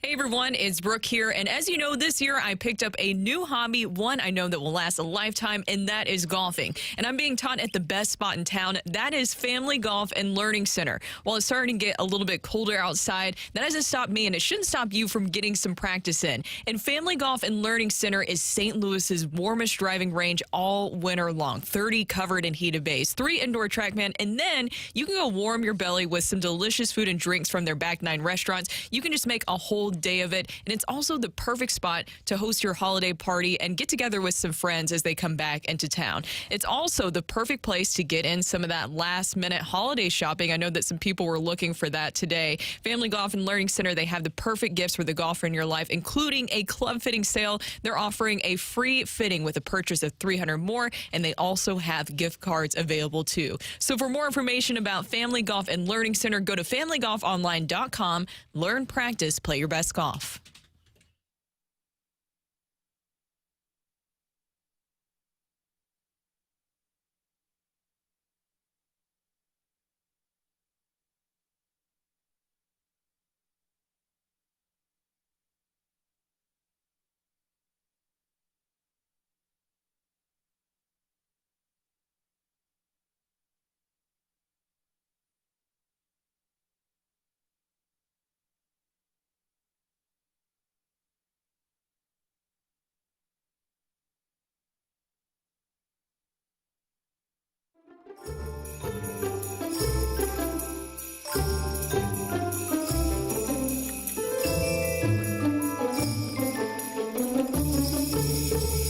It is the holiday season. We love the holiday season here in the opening drive on 101 ESPN, and we love our Christmas movies. So we've determined that with Christmas upon us, we're going to provide you with our favorite Christmas movies with the official first 101 ESPN opening drive Christmas movie draft.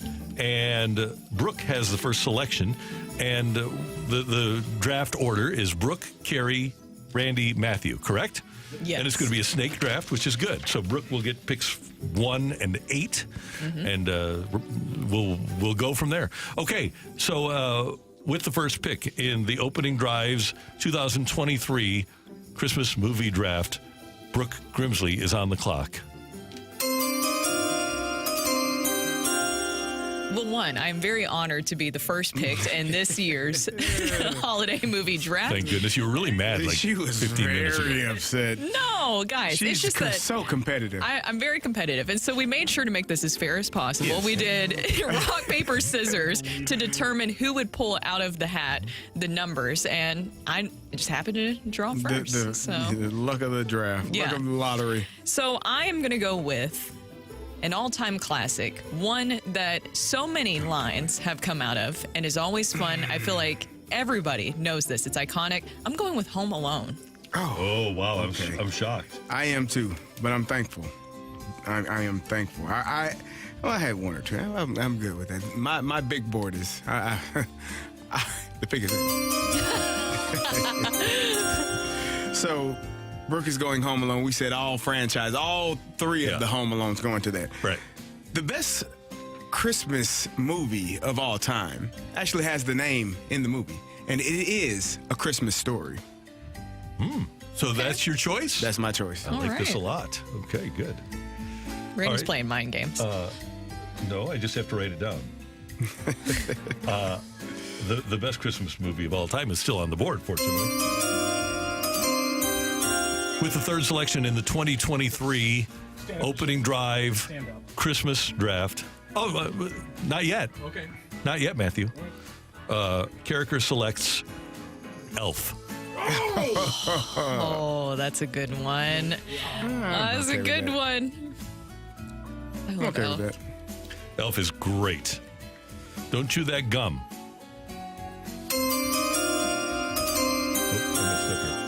Much like Carey here at the back of the first round, I have to take a movie that has the word Christmas in it.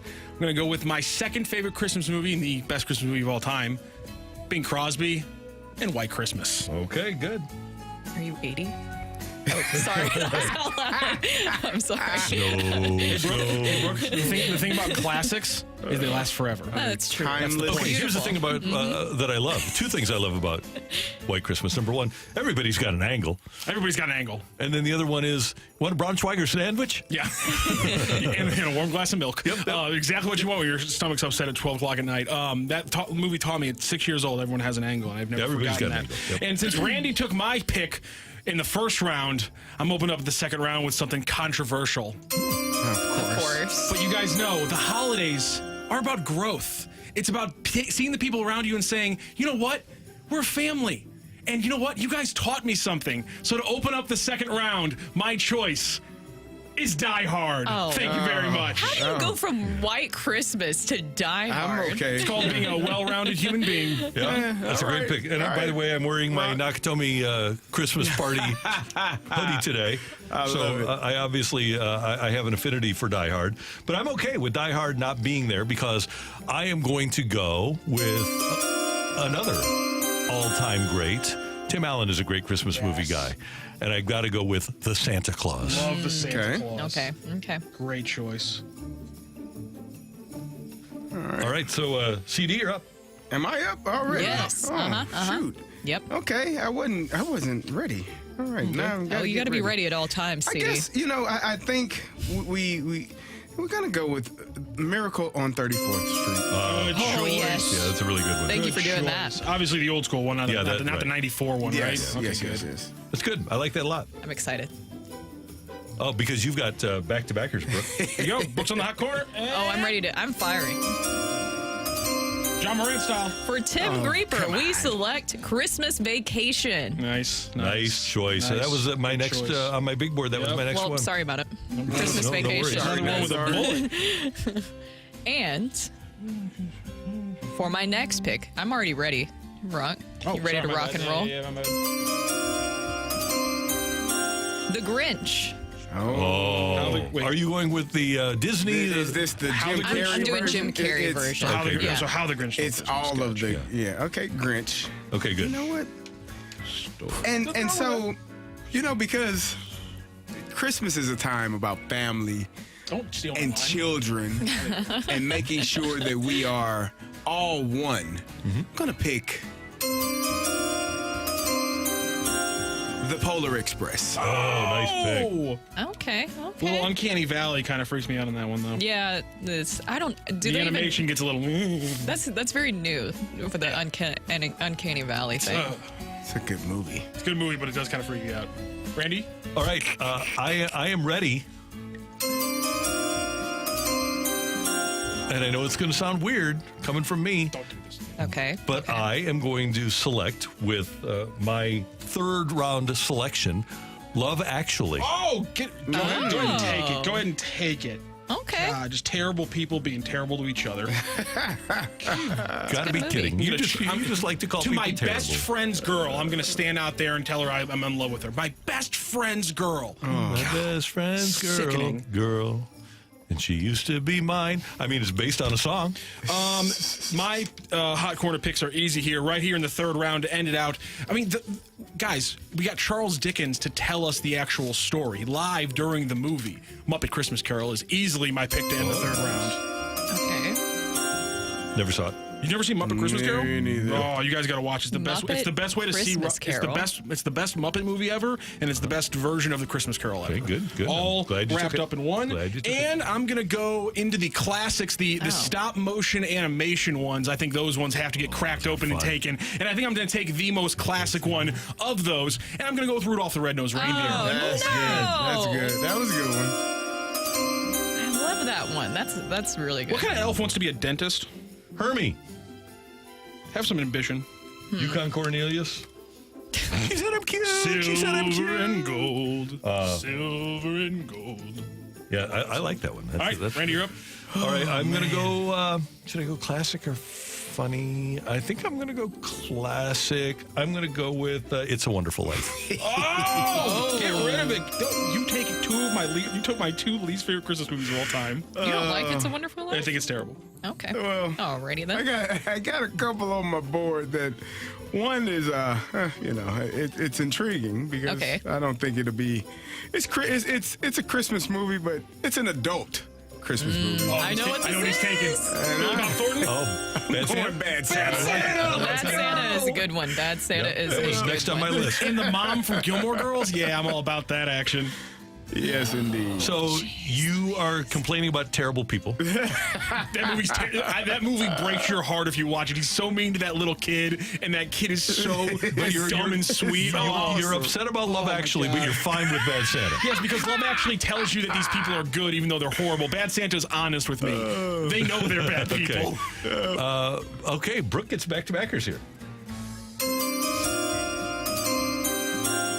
Oh man. Oh no. I feel like I'm in a tough position. She's stuck.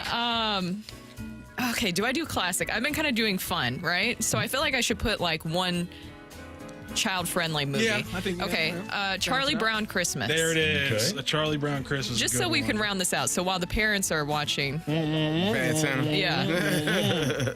Okay. Okay. All right. She's scrambling. No, she's not. Oh, I'm thinking. I am thinking. This is very important. I'm gonna go with Scrooged.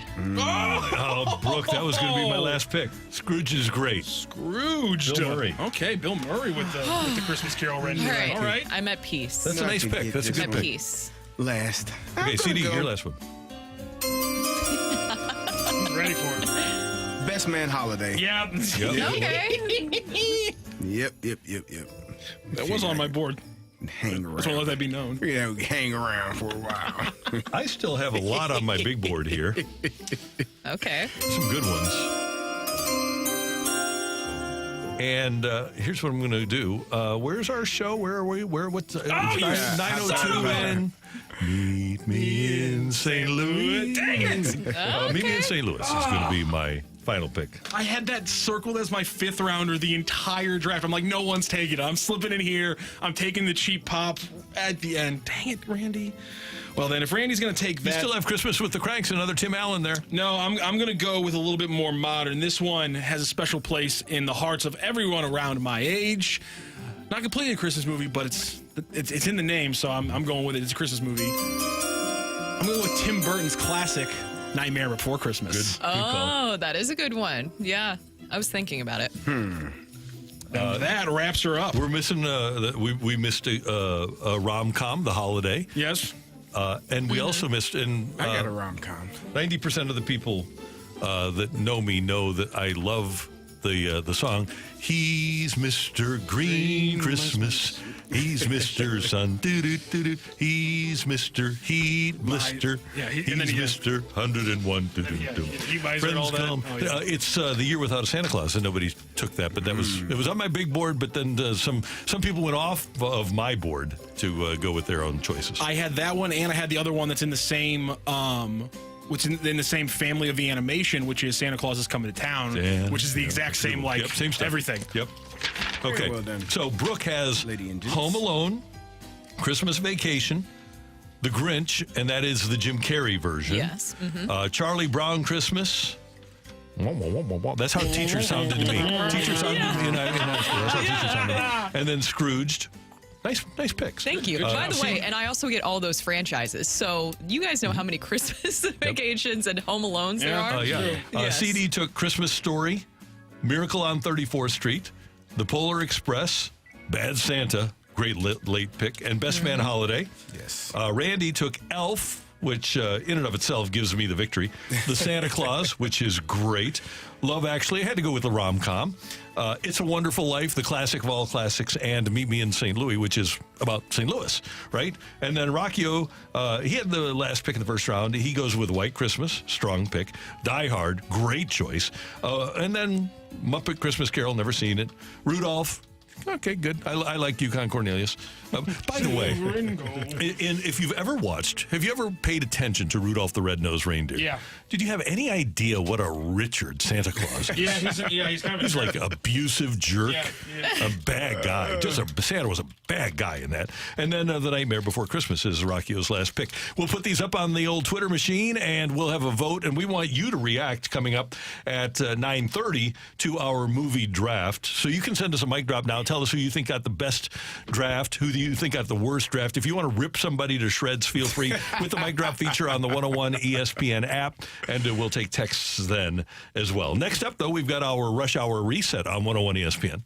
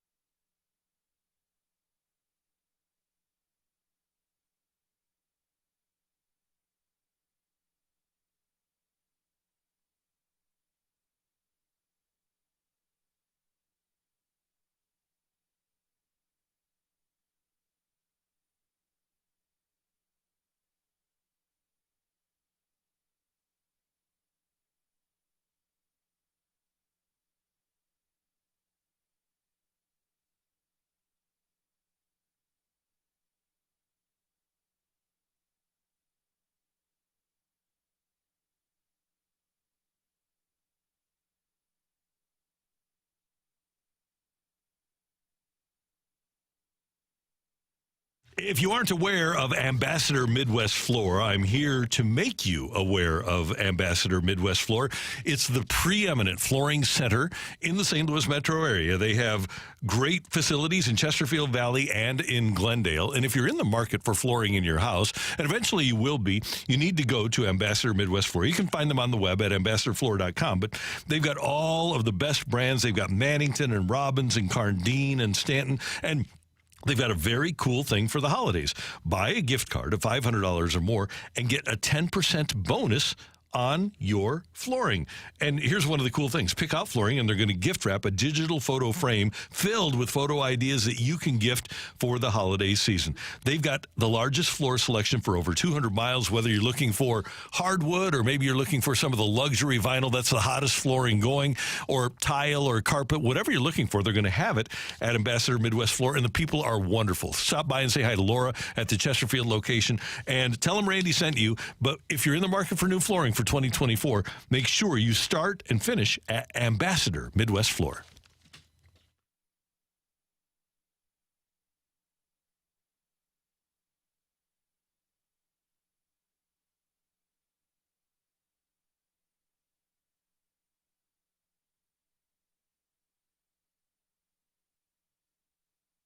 Recapping the biggest sports stories of the day on the opening drive with a Rush Hour Reset.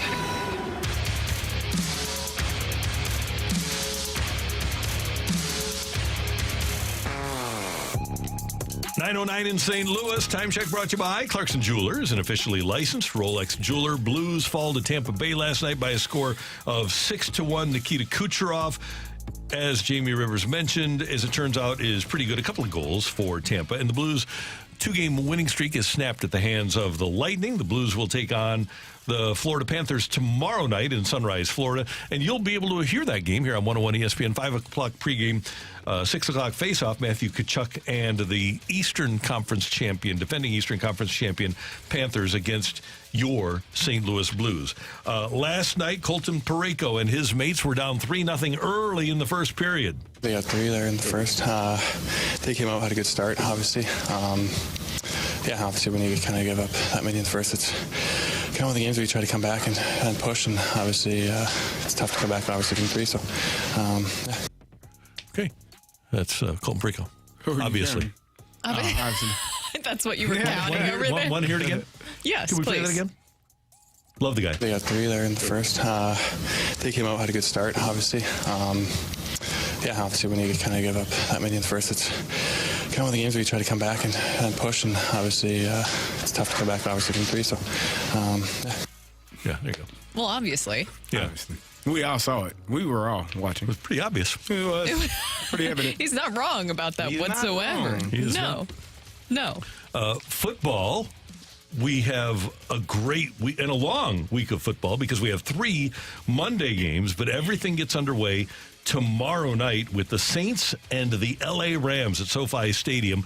One of the interesting stories of this season has been the rapid recovery of Aaron Rodgers, the quarterback for the New York Jets, who is going to be cleared to play physically, but is not going to play because, as he says, he's not quite 100%. If I was 100% today, I'd be definitely pushing to play. But the fact is, I'm not. I've been working hard to get closer to that, but I'm still, 14 weeks tomorrow from my surgery, and being medically cleared as 100% healed is just not realistic at 14 weeks. He told Pat McAfee that he plans to play in 2024 and 2025. Yeah. What do you think? I think it's a great thing. I think he's given that organization hopefully some stability if he's able to come back and play at a high level next year. I do want to say this, though, because I've heard people say that he's selfish and he's all about him. Working hard to get healthy is not easy. It is a difficult task to go through all of the doubts, the worries, the fears, the pain. And for him to come back and be healthy enough in this amount of time, it speaks volumes to his work ethic and what he does. And I don't think that that's being about him. I think a guy that does all of that is, obviously, it's for him, but also for his teammates and to show the guys in that locker room, hey, we can put our minds to it. We can do a lot of things, so let's get it done. And hopefully he's able to help that organization solidify, just kind of stabilize themselves for 2024, because this was a really rough year for the Jets. Yeah, very much so. It's just, it's been bad. I was saying that it's the best or worst soap opera that you've seen in the NFL this season, and it's been a very weird year for the NFL. I think it's the smartest decision. There's no reason to push it or rush him back, and he'll be ready to go moving forward. Now, what the coaching staff will look like around him, that can look completely different. Or does it stay the same? I have no clue what they're going to do with Robert Saleh. I don't know that he deserves to be fired. I mean, you've had all of these issues at quarterback, but then, like I said, the coach of the year might be Kevin Stefanski, who has had 4 quarterbacks this year. So who knows? I mean, it's a difficult task to figure out, but I would probably give Robert Saleh one more year. That defense is still playing at an elite level. You're just going to have to figure out the offensive coordinator and figure out get the quarterback healthy. A couple of notes on National Signing Day for MIZZOU. They have signed the top offensive tackle in junior college football from Baton Rouge, Louisiana. Javen Richardson is now a member of the Tigers, and, of course, he joins Caden Green, who signed up yesterday after departing from Oklahoma. And Mizzou, by all accounts, having a really solid National Letter of Intent Day. So, go Tigers. Yes, crazy. Right now on the 24/7 rankings for this class, Mizzou is 23rd nationally. Do you guys want to guess where that puts them in the SEC? 13th. 11th. 11th. Wow. And that is including Texas and Oklahoma. But still, you are 23rd nationally. You're 11th. And do you know why that ranking is just so crazy? Carey, do you know why that ranking is so crazy? It just means more. Oh, yes. Yeah. SEC. SEC. SEC. I can't wait till Michigan blows the doors off of Alabama. An Alabama team that should have lost to Auburn. When do you think the last time Alabama had their doors blown off? I don't think they'll blow the doors off of them, but I think they win. 28-17 is my my score. What's happening with Ryan Wingo today, by the way? Let me see if Texas. I haven't seen. Hold on. Let's see if Ryan Wingo. I think he's going to wind up at Texas. He should, right? I didn't know. I just remember, obviously, that there was talks that maybe Mizzou would be able to get a final push in. Yeah, that'd be great if they could. He has, let's see, has not tweeted yet today that he has signed with Texas. So you never know. And somebody from Horn Sports tweeted out they're still waiting on a letter of intent from him. Are we going to have some late drama, possibly? I love late drama. And by the way, the Tigers did officially sign Courtney Crutchfield out of Arkansas this morning, a wide receiver. Pine Bluff. Yeah, so I wonder if how much time is there or how much space is there. Obviously, if you can get a Ryan Wingo, you'll have to run somebody off to have a scholarship for him, but they have no problem running people off to get a scholarship taken care of. Coming up here on 101 ESPN, that was your Rush Hour Reset. Robert Thomas will join us, Blues Center, next on 101 ESPN.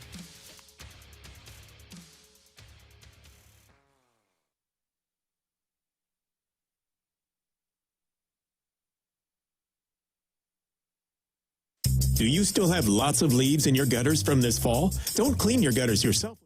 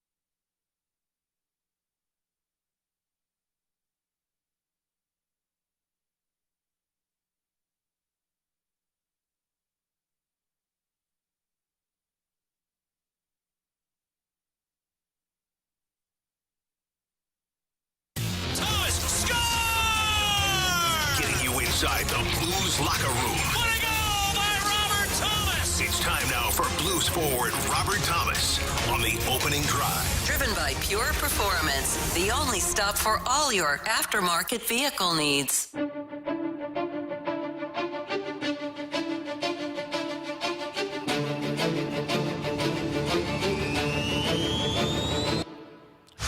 Brooke Grimsley, Carey Davis, Randy Karraker, the opening drive, 101 ESPN in St. Louis, and the Blues with a day in South Florida before taking on the Panthers tomorrow night and then coming home for the holiday. Robert Thomas joins us from South Florida right now here on 101 ESPN. Good morning, sir. How you doing? Good morning, guys. Doing well. So Jamie Rivers sent us a picture of his room with a beachfront view. I would hope that you, number 18, have a beachfront view as well. Yeah, some aren't as lucky as Jamie. I got a little glimpse of it. I'm sitting outside right now, and I thought Florida was supposed to be sunny and beautiful, but here we are with crazy wind. It's cold, and it looks like a storm's coming in. Oh, man, we feel for you. Yeah, it's so hard. It's a little so hard. cool here this morning, so I think you'll take that over what we got going on here any day. I know. Robert, tough loss last night. Can you just talk about just how the game got away from you all? Yeah, just from the get-go, they were better than us. They took it to us, and we just weren't able to respond. Sometimes you got to give them credit for the way they played, but we know we got better in our room, and it was a frustrating game, that's for sure. Robert, there was a lot of talk with interim head coach Drew Bannister taking over that he was going to hold players accountable, and not that Craig Berube didn't do that as well, but he mentioned taking away ice time, and we did see that last night with Buchnevich, and we know how valuable playing time is to every athlete, especially to you guys. How do you react when a coach takes away some of your playing time? Yeah, it's obviously frustrating, but at the end of the day, each person's got to be accountable. I know Bucci understands that and talked about that on the bench. And, it's not just him. There's a lot of us last night that weren't good enough. And, we're confident in the response. And I know Bucci will be great next game. So, it kind of just is what it is. And, you got to be ready to go. Hey, Robert, it's such an interesting word, and accountability, and an interesting dynamic, because we sit here as just fans, and you guys play a difficult schedule. You play a really violent game at times, and sometimes we can't figure out, okay, why isn't the same type of effort exhibited every single night? And I know you see it. Can you explain what happens? Yeah, There's travel and different things. With 82 games, you're not going to feel great every game. And, there's also the league this year is so cohesive. Like, you're looking at teams that are beating other teams.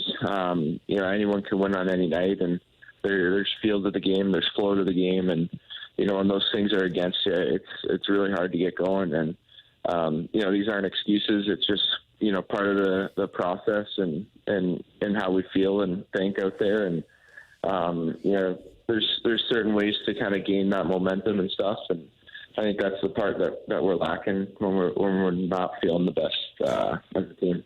Robert, you talked about the mental grind, the travel. When you get a day off like today, what does that consist of? Is it more taking care of your body or more taking care of your mental and just getting away from it all?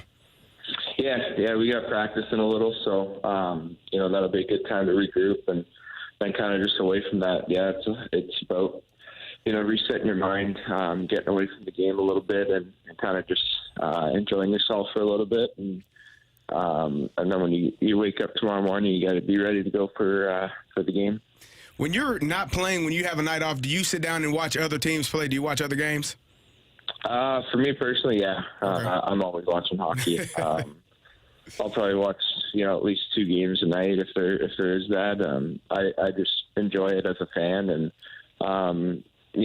whether I got buddies playing and stuff, that's just a bonus. But I'm just a hockey fan, so I love watching. But you're playing in a place where one of your buddy plays, and he happens to have a beachfront house. Will you connect with Matthew Tkachuk at all today? Yeah, I'll connect with him at some point. I'm sure. Yeah, he's got a nice place. He has a nice place. Well, Robert, we just had our Christmas movie draft. And so we have to figure out from you, what do you think is the best Christmas movie of all time? I'm a big Home Alone guy. Yes, that's what I took in the first round. Oh, God. So I win, right? At least I'm on sync with someone. Yeah. It was very tumultuous and tough. So I think that was a good one. So I got Elf with the third pick though. Not too bad. Not too bad. Not Home Alone, but Robert, you might be a little too young, but A Christmas Story is the greatest. You know, you got all the quotes. You'll shoot your eye out. You got the kid sticking his tongue to the pole in the wintertime. You got the lamp leg. Like that to me is the ultimate Christmas movie. So we all got to come on here and defend ourselves. Yes. I don't know if you're new to the show. Clearly, so this is what we do. Let's go back to your number one, though, Robert, because you got to have a favorite scene from Home Alone. For me, it's Harry walking up the steps with the nails. Okay. Yeah, there's so many. I think the paint can just going down the stairs. Yes. I just think it's a great movie. And the doorknob is spectacular. Yes.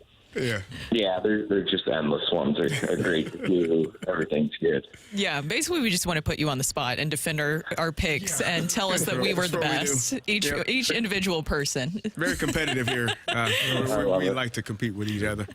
Well, you have a great day there, and so are you going to have your family in for Christmas? Yeah, everyone's coming in the 22nd. I got way too many people coming, and it's the best time of the year, so I'm super excited, and first time hosting, so got some big expectations to live up to. Good. We're excited for you. Have a great game tomorrow, and then the game before Christmas, and then a Merry Christmas, and we'll talk to you next week. All right, Robert? Awesome. Thanks. Thanks, brother. Same to you. Take care. That's Robert Thomas, Blues Center, here on 101 ESPN. You heard it here first. Home Alone. Yeah. Best movie. So, and Matthew Kachuk, yeah, he's got a nice place. He's got a on the beach. On the beach. He said, "Oh yeah, I'm gonna get with him later on. We're gonna hang out." All right. Coming up, we did have the movie draft earlier, and I'm going to run down the picks. These are the drafts, and you can respond with either a mic drop with the 101 ESPN app, or you could via the text line. Brooke had the first overall pick, snake draft. Her team is Home Alone, Christmas Vacation, The Grinch, and that's the Jim Carrey Grinch, Charlie Brown Christmas, and Scrooged with Bill Murray. So a little Saturday Night Live flavor here, too, by the way. Carey had the second pick. He took A Christmas Story with his first rounder. Then The Old Miracle on 34th Street, the 1947 version. The Polar Express was Carey's third rounder. His fourth was Bad Santa with Cardinal fan Billy Bob Thornton. And then Best Man Holiday was Carey's fifth round pick. I took with the third pick in the draft, Elf with Will Ferrell. I took the Santa Claus with my second pick. Love Actually was third, which I have to defend because people don't understand that it took place like during the Christmas holiday and it culminated at Christmas time. It was all leading to Christmas. It's a Wonderful Life was my fourth rounder, and my last pick, being here in St. Louis, was Meet Me in St. Louis. And then Rocky O took White Christmas with his first rounder. Good pick. Die Hard, I thought would be there for me in the second round. It wasn't. So he got Die Hard. Great choice in the second round. Then he took The Muppet Christmas Carol third. Haven't seen it. He took Rudolph fourth, where Santa was a jerk. And then he took The Nightmare Before Christmas with Rocky O's fifth rounder. So there you have the teams. We want you to weigh in with your responses. Do we have it up on the Twitter machine yet, Matthew? It's up. Oh, it's up. Okay, and I will retweet, and we will have the vote. But we want to hear from you next on 101 ESPN.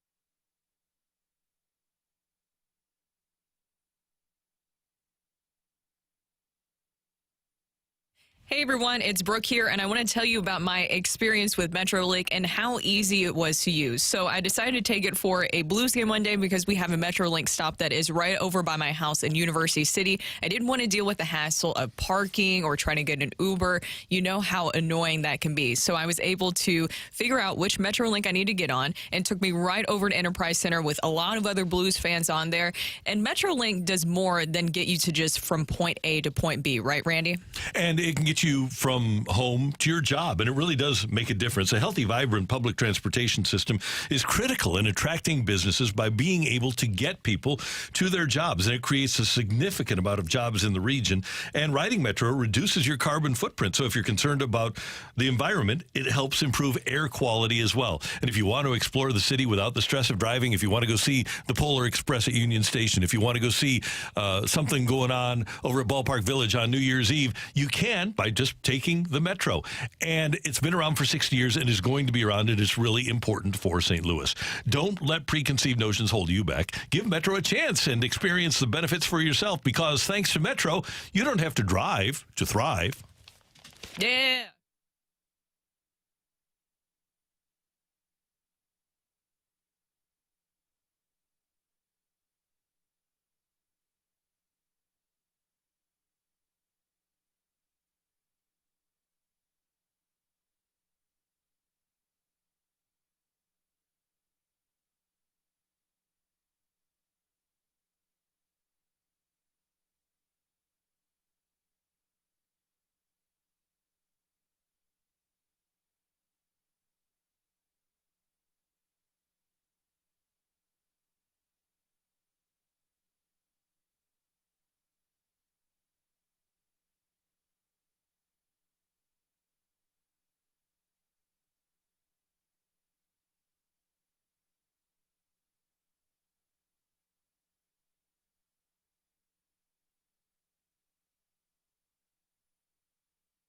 This is Rocky with your Sports Center update, driven by Johnny Londoff Chevrolet and Johnny Londoff Autoplex. The Blues last night fall 6-1 to the Tampa Bay Lightning. They'll finish up their two-game swing in Florida tomorrow, facing off against the Panthers. You can catch the game right here on 101 ESPN.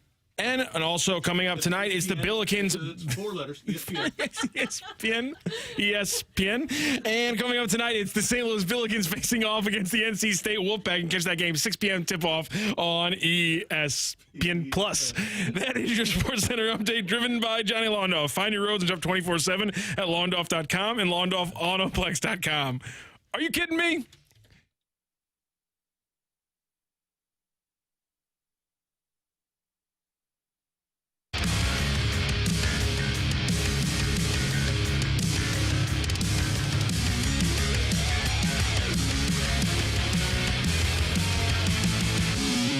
Forget. All right, we had the Christmas movie draft, and we got the smartest text from 314. Randy wins, and it's not even close. He could win with just Elf and the Santa Claus, but then you throw in Love Actually, and it was just a slam dunk. Plus, meet me in St. Louis. I mean, game over. Did you send that in? Can I see your phone, sir? Yeah, did you text that in? I did not send that in. How many did you have to sift through of Brooke wins to get to that It one? was right at the very top. There's one at the top right now that says Carey's first, so that's all that we are going to go with. Kind of convenient you left the room. The vote is available. You know? Vote is available to you on the Twitter machine. If you just go to any of our, Carey, have you retweeted? You got to retweet this. Oh, I have not. I have Rock ESPN, ROCC, Rock ESPN, at Brooke Grimsley, at Randy Karraker, and you can vote right now on our draft. And at the moment, Brooke has a pretty commanding lead, 64.3% of the 70 votes. I'm in at 25.7%. CD is in at 2.9%. That kind of trails. And Rocky has 7.1%. What do you mean, what's going on? How do I get... Man, the cream rises to the top. Don't we talk about that all the time? Brooke cheated. How did I cheat? Oh, what? I'm not sure how, but much like your accusations of me, I'm just going to blanket say that I think Brooke cheated, and we should erase all these results, because there's no way this could happen. Now I'm quoting Brooke from the last draft. There's no way this could happen unless you cheated. Yeah. No. From the Here's the thing. 314, Brooke by a landslide. Thank you.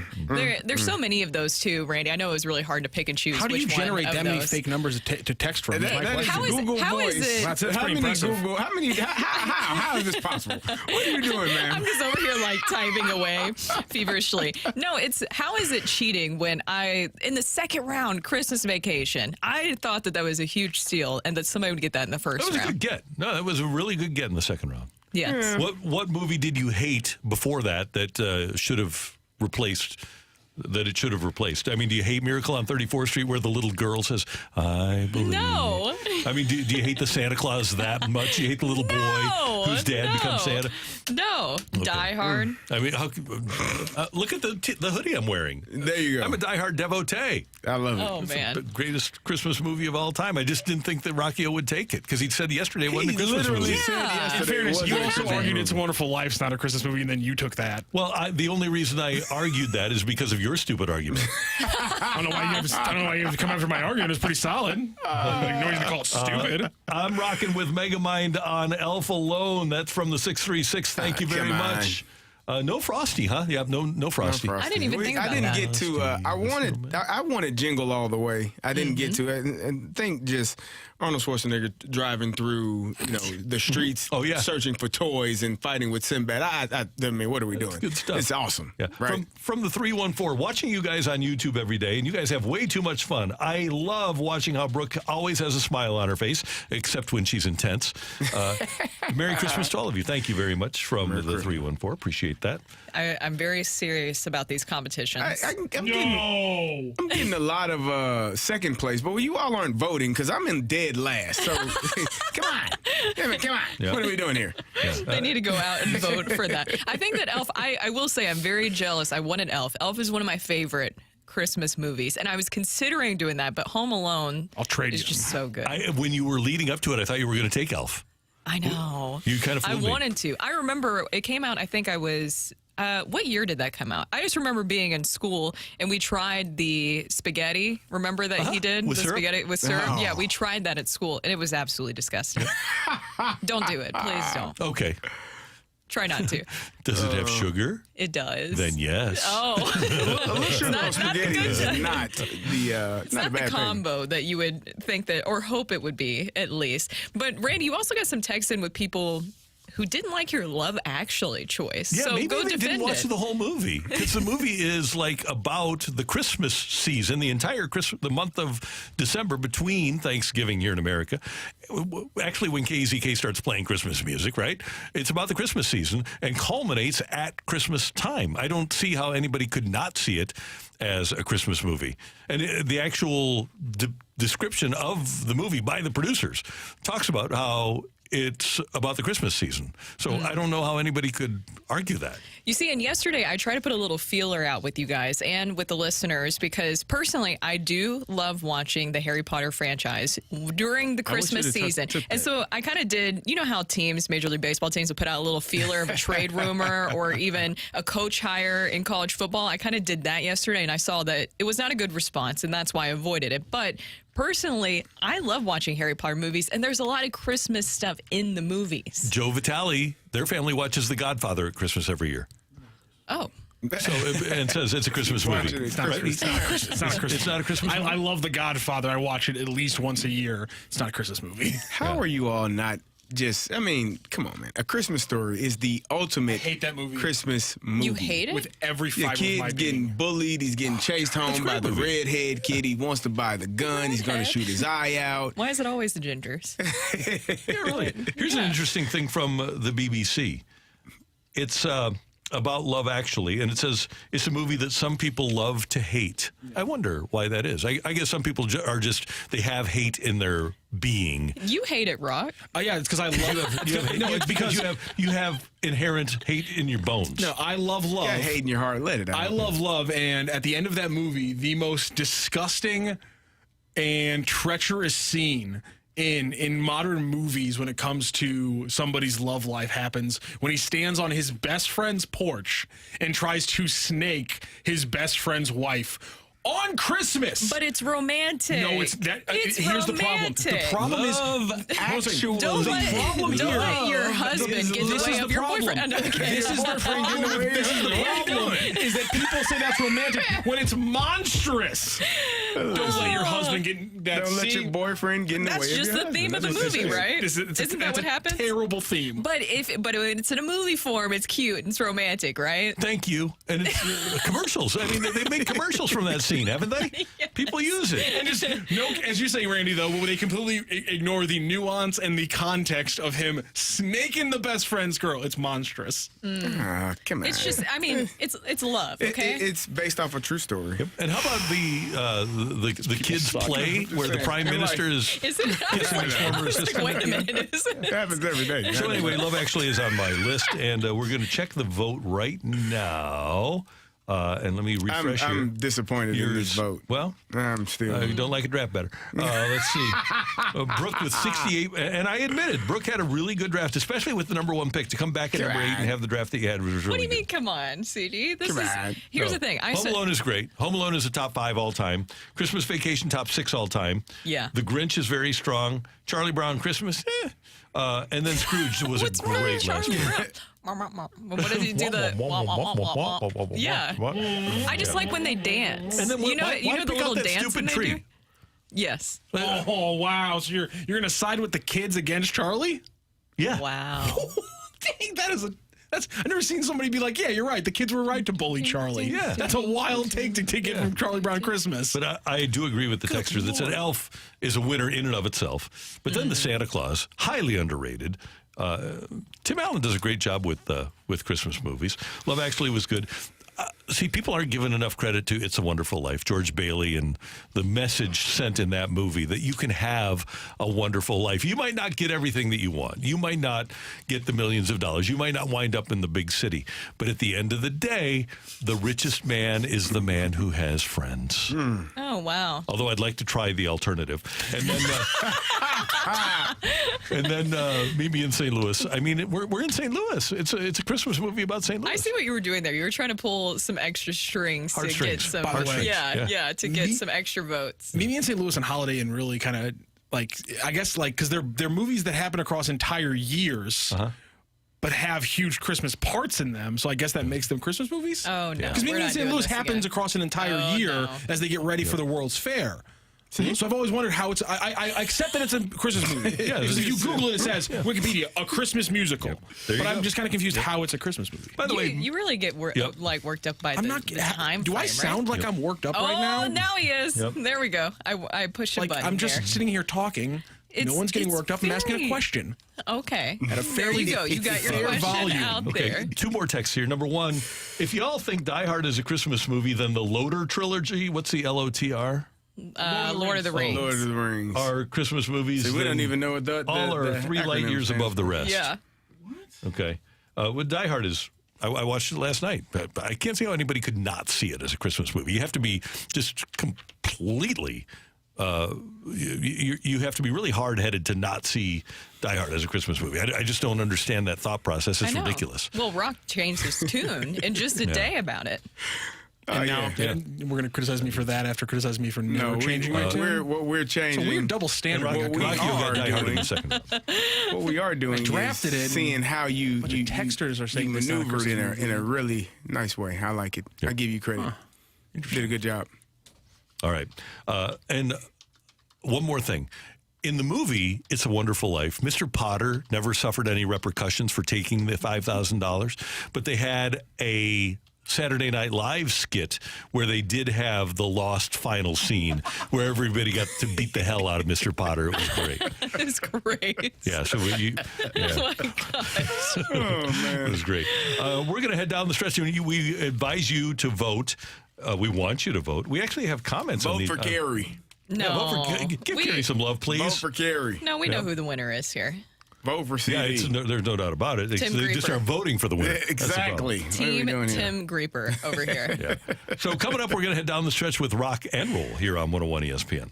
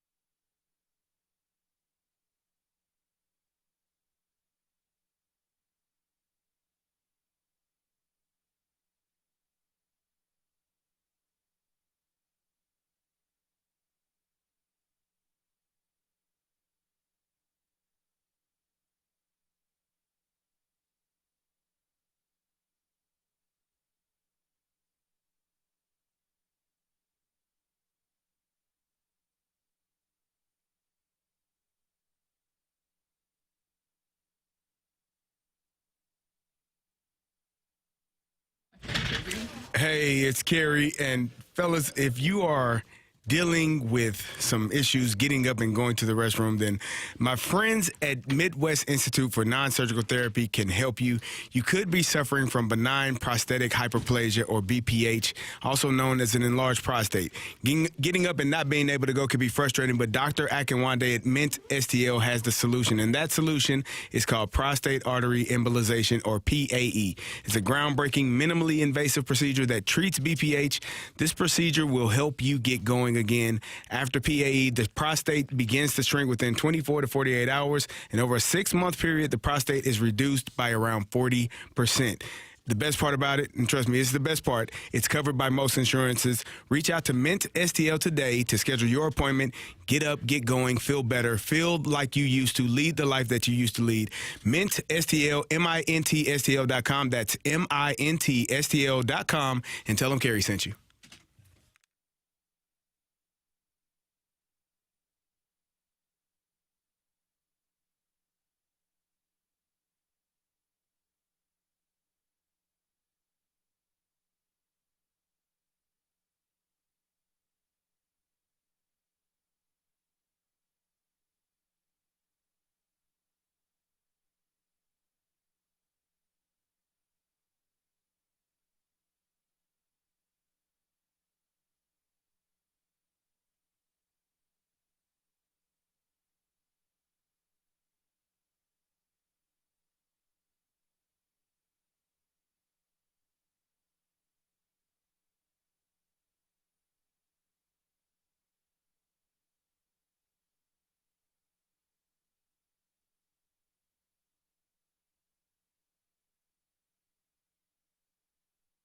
Hey, if you're looking for the perfect gift for everybody on your list this holiday season, give them the gift of me time. And I've talked about it, and it's so cool. It's a great idea. It's a Massage Envy gift card that anybody can use for a massage or a facial or a stretch session now through December 31st. When you buy $100 in gift cards, you're going to get a free $20 promo card to keep you or for yourself, or to add to someone else's gift. Massage Envy is where better begins. The offer is good in location only, not available online.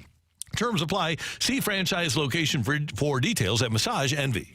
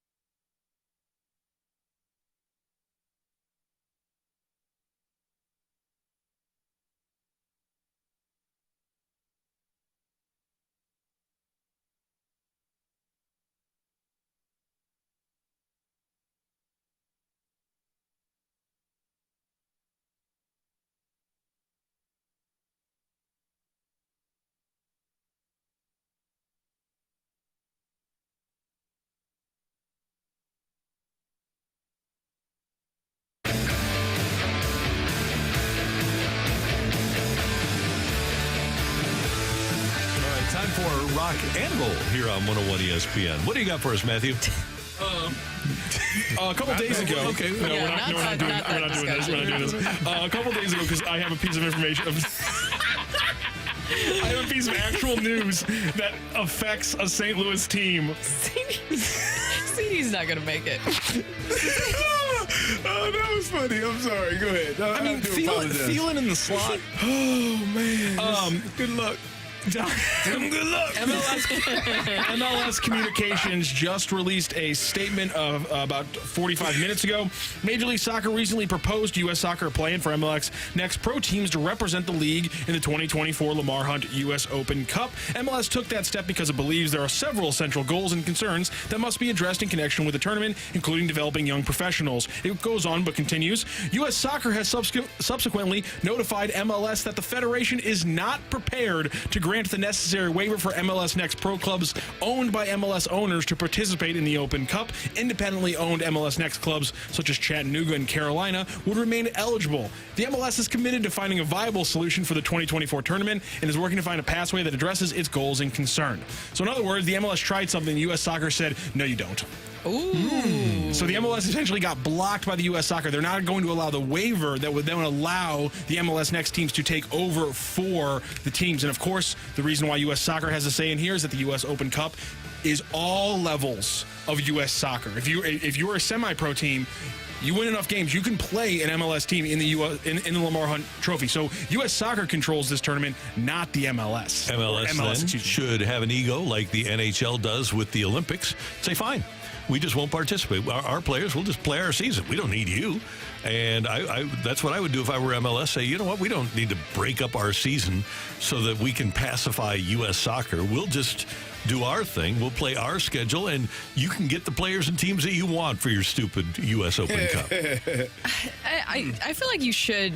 MLS needs to work towards better just cooperation with U.S. Soccer. I mean, isn't that the feeling you get from this? I mean, it's just that would be bad for soccer as a whole in the United States if the MLS were to do that. I mean, I think the U.S. Soccer is just showing what the right decision here is, which is do not pull your first teams out. Yeah, you're ruining this tournament, which is I think it's a good thing. All due respect, how important is this tournament? What kind of TV ratings does it get? The later rounds get the same ratings about MLS games do. Okay, so why not just show MLS games?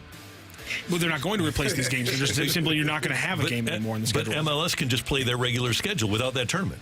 They can, but this wasn't getting in their way of playing the regular schedule. It was because, again, most teams were just playing their young players. And again, that's good for soccer because I think it's good that when the entire world shows you how the sport is played, and we have one little part of the sport that is like that, which is a full open tournament to every level of soccer in the country. I simply think it is a good thing to keep that one thing that has been proven across 100 years to be a good idea in the sport. I'm not saying you need promotion or relegation. It's never going to happen. So let's get away from that one. But if we're talking about keeping things that makes soccer the most popular sport in the world, these kind of cup competitions with the entire country available is one of those things. And so diminishing it or simply pulling out of it is bad for soccer when it's the top league pulling out of it. Well, and so good for perhaps they should promote it. They should promote it, and they did. But I mean, the issue is, of course, here in St. Louis. I mean, we didn't hear about it because the first round was against the Omaha team, which was here and it was a very well attended game. But then the second round they lost to Minnesota, which is an MLS team. There's not anything special because it sounds like it's just a regular week. When does this tournament take place? In the middle of the season. Like what month? MLS teams enter it in June, I want to say. Okay. All right. Well, come to an agreement. But if I'm Don Garber, I'm going to have an ego about it. Well, he's definitely going to have an ego because his decision just got countermanded by a federation that I think the MLS sees themselves above, as Brooke was kind of intimating. Yeah, I think the MLS sees themselves as more important to U.S. soccer than the U.S. Soccer Federation. Here's what I would say. If I were MLS, I would say, okay, fine. Play your tournament without us. You got to have some. See how that works. Yeah. You got to have a little Something to you there. I think this was good on U.S. soccer to stand up, just personally. 5'7", yeah, That's my idea. I think so. 573 said it's about the Cinderella stories. If they tried this in England, they would riot. A team from the minors can play an MLS team on the same field and has the same chance of winning. That's the other factor, is that usually in the lower rounds, the MLS team will travel to them. So Omaha got a game against STL City. Chicago Fire, they played St. Louis FC. That's kind of why it's so special. And I get that, and I think it's a good thing that the U.S. Soccer Federation is putting their foot down. But at the same time, I understand where the MLS is coming from, because yesterday City announced their preseason schedule, all right? So these guys played that playoff game just before Thanksgiving, early Thanksgiving. Their date to return for training camp is the first week of January. Right. So, I mean, we're talking about January 14th. So we're talking about a 2-month off season for this team. So I understand why the MLS says our schedule is too compacted right now. We need to find a way to figure it out. I just simply think this was not the best way to do it. And that's why the reaction has been so negative. Fair enough. And that's what we got for rock and roll. Thank you, sir. That's our producer, audio, video engineer, Matthew Rocchio. Pleasure. Brooke, I know you had fun today. Oh, yes. Go vote for me. Go vote for me. Pandering for votes. I don't really need to. No, you don't. No. Yeah, I do. Anything helps. Anything helps. Anything helps. Stay in line. Show us your face. We want to see your face. Who said that? You want to see my face? At the moment, Brooke's team of movies leads 68.5% of the vote. I have 16.3%.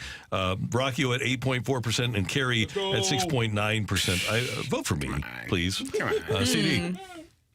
Show us your face. Oh, yeah, we already did that. Face. We thank you for tuning in, texting in, and being a part of the show. You can still vote on this.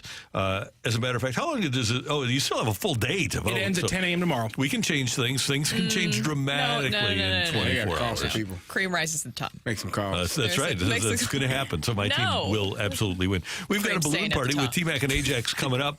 And then we've got BK and Ferrario from 11 to 2 and the Fast Lane from 2 to 6. And for all of us here in the opening drive, we thank you. And until tomorrow morning at 7, have a great hump day, St. Louis. And now for something completely different.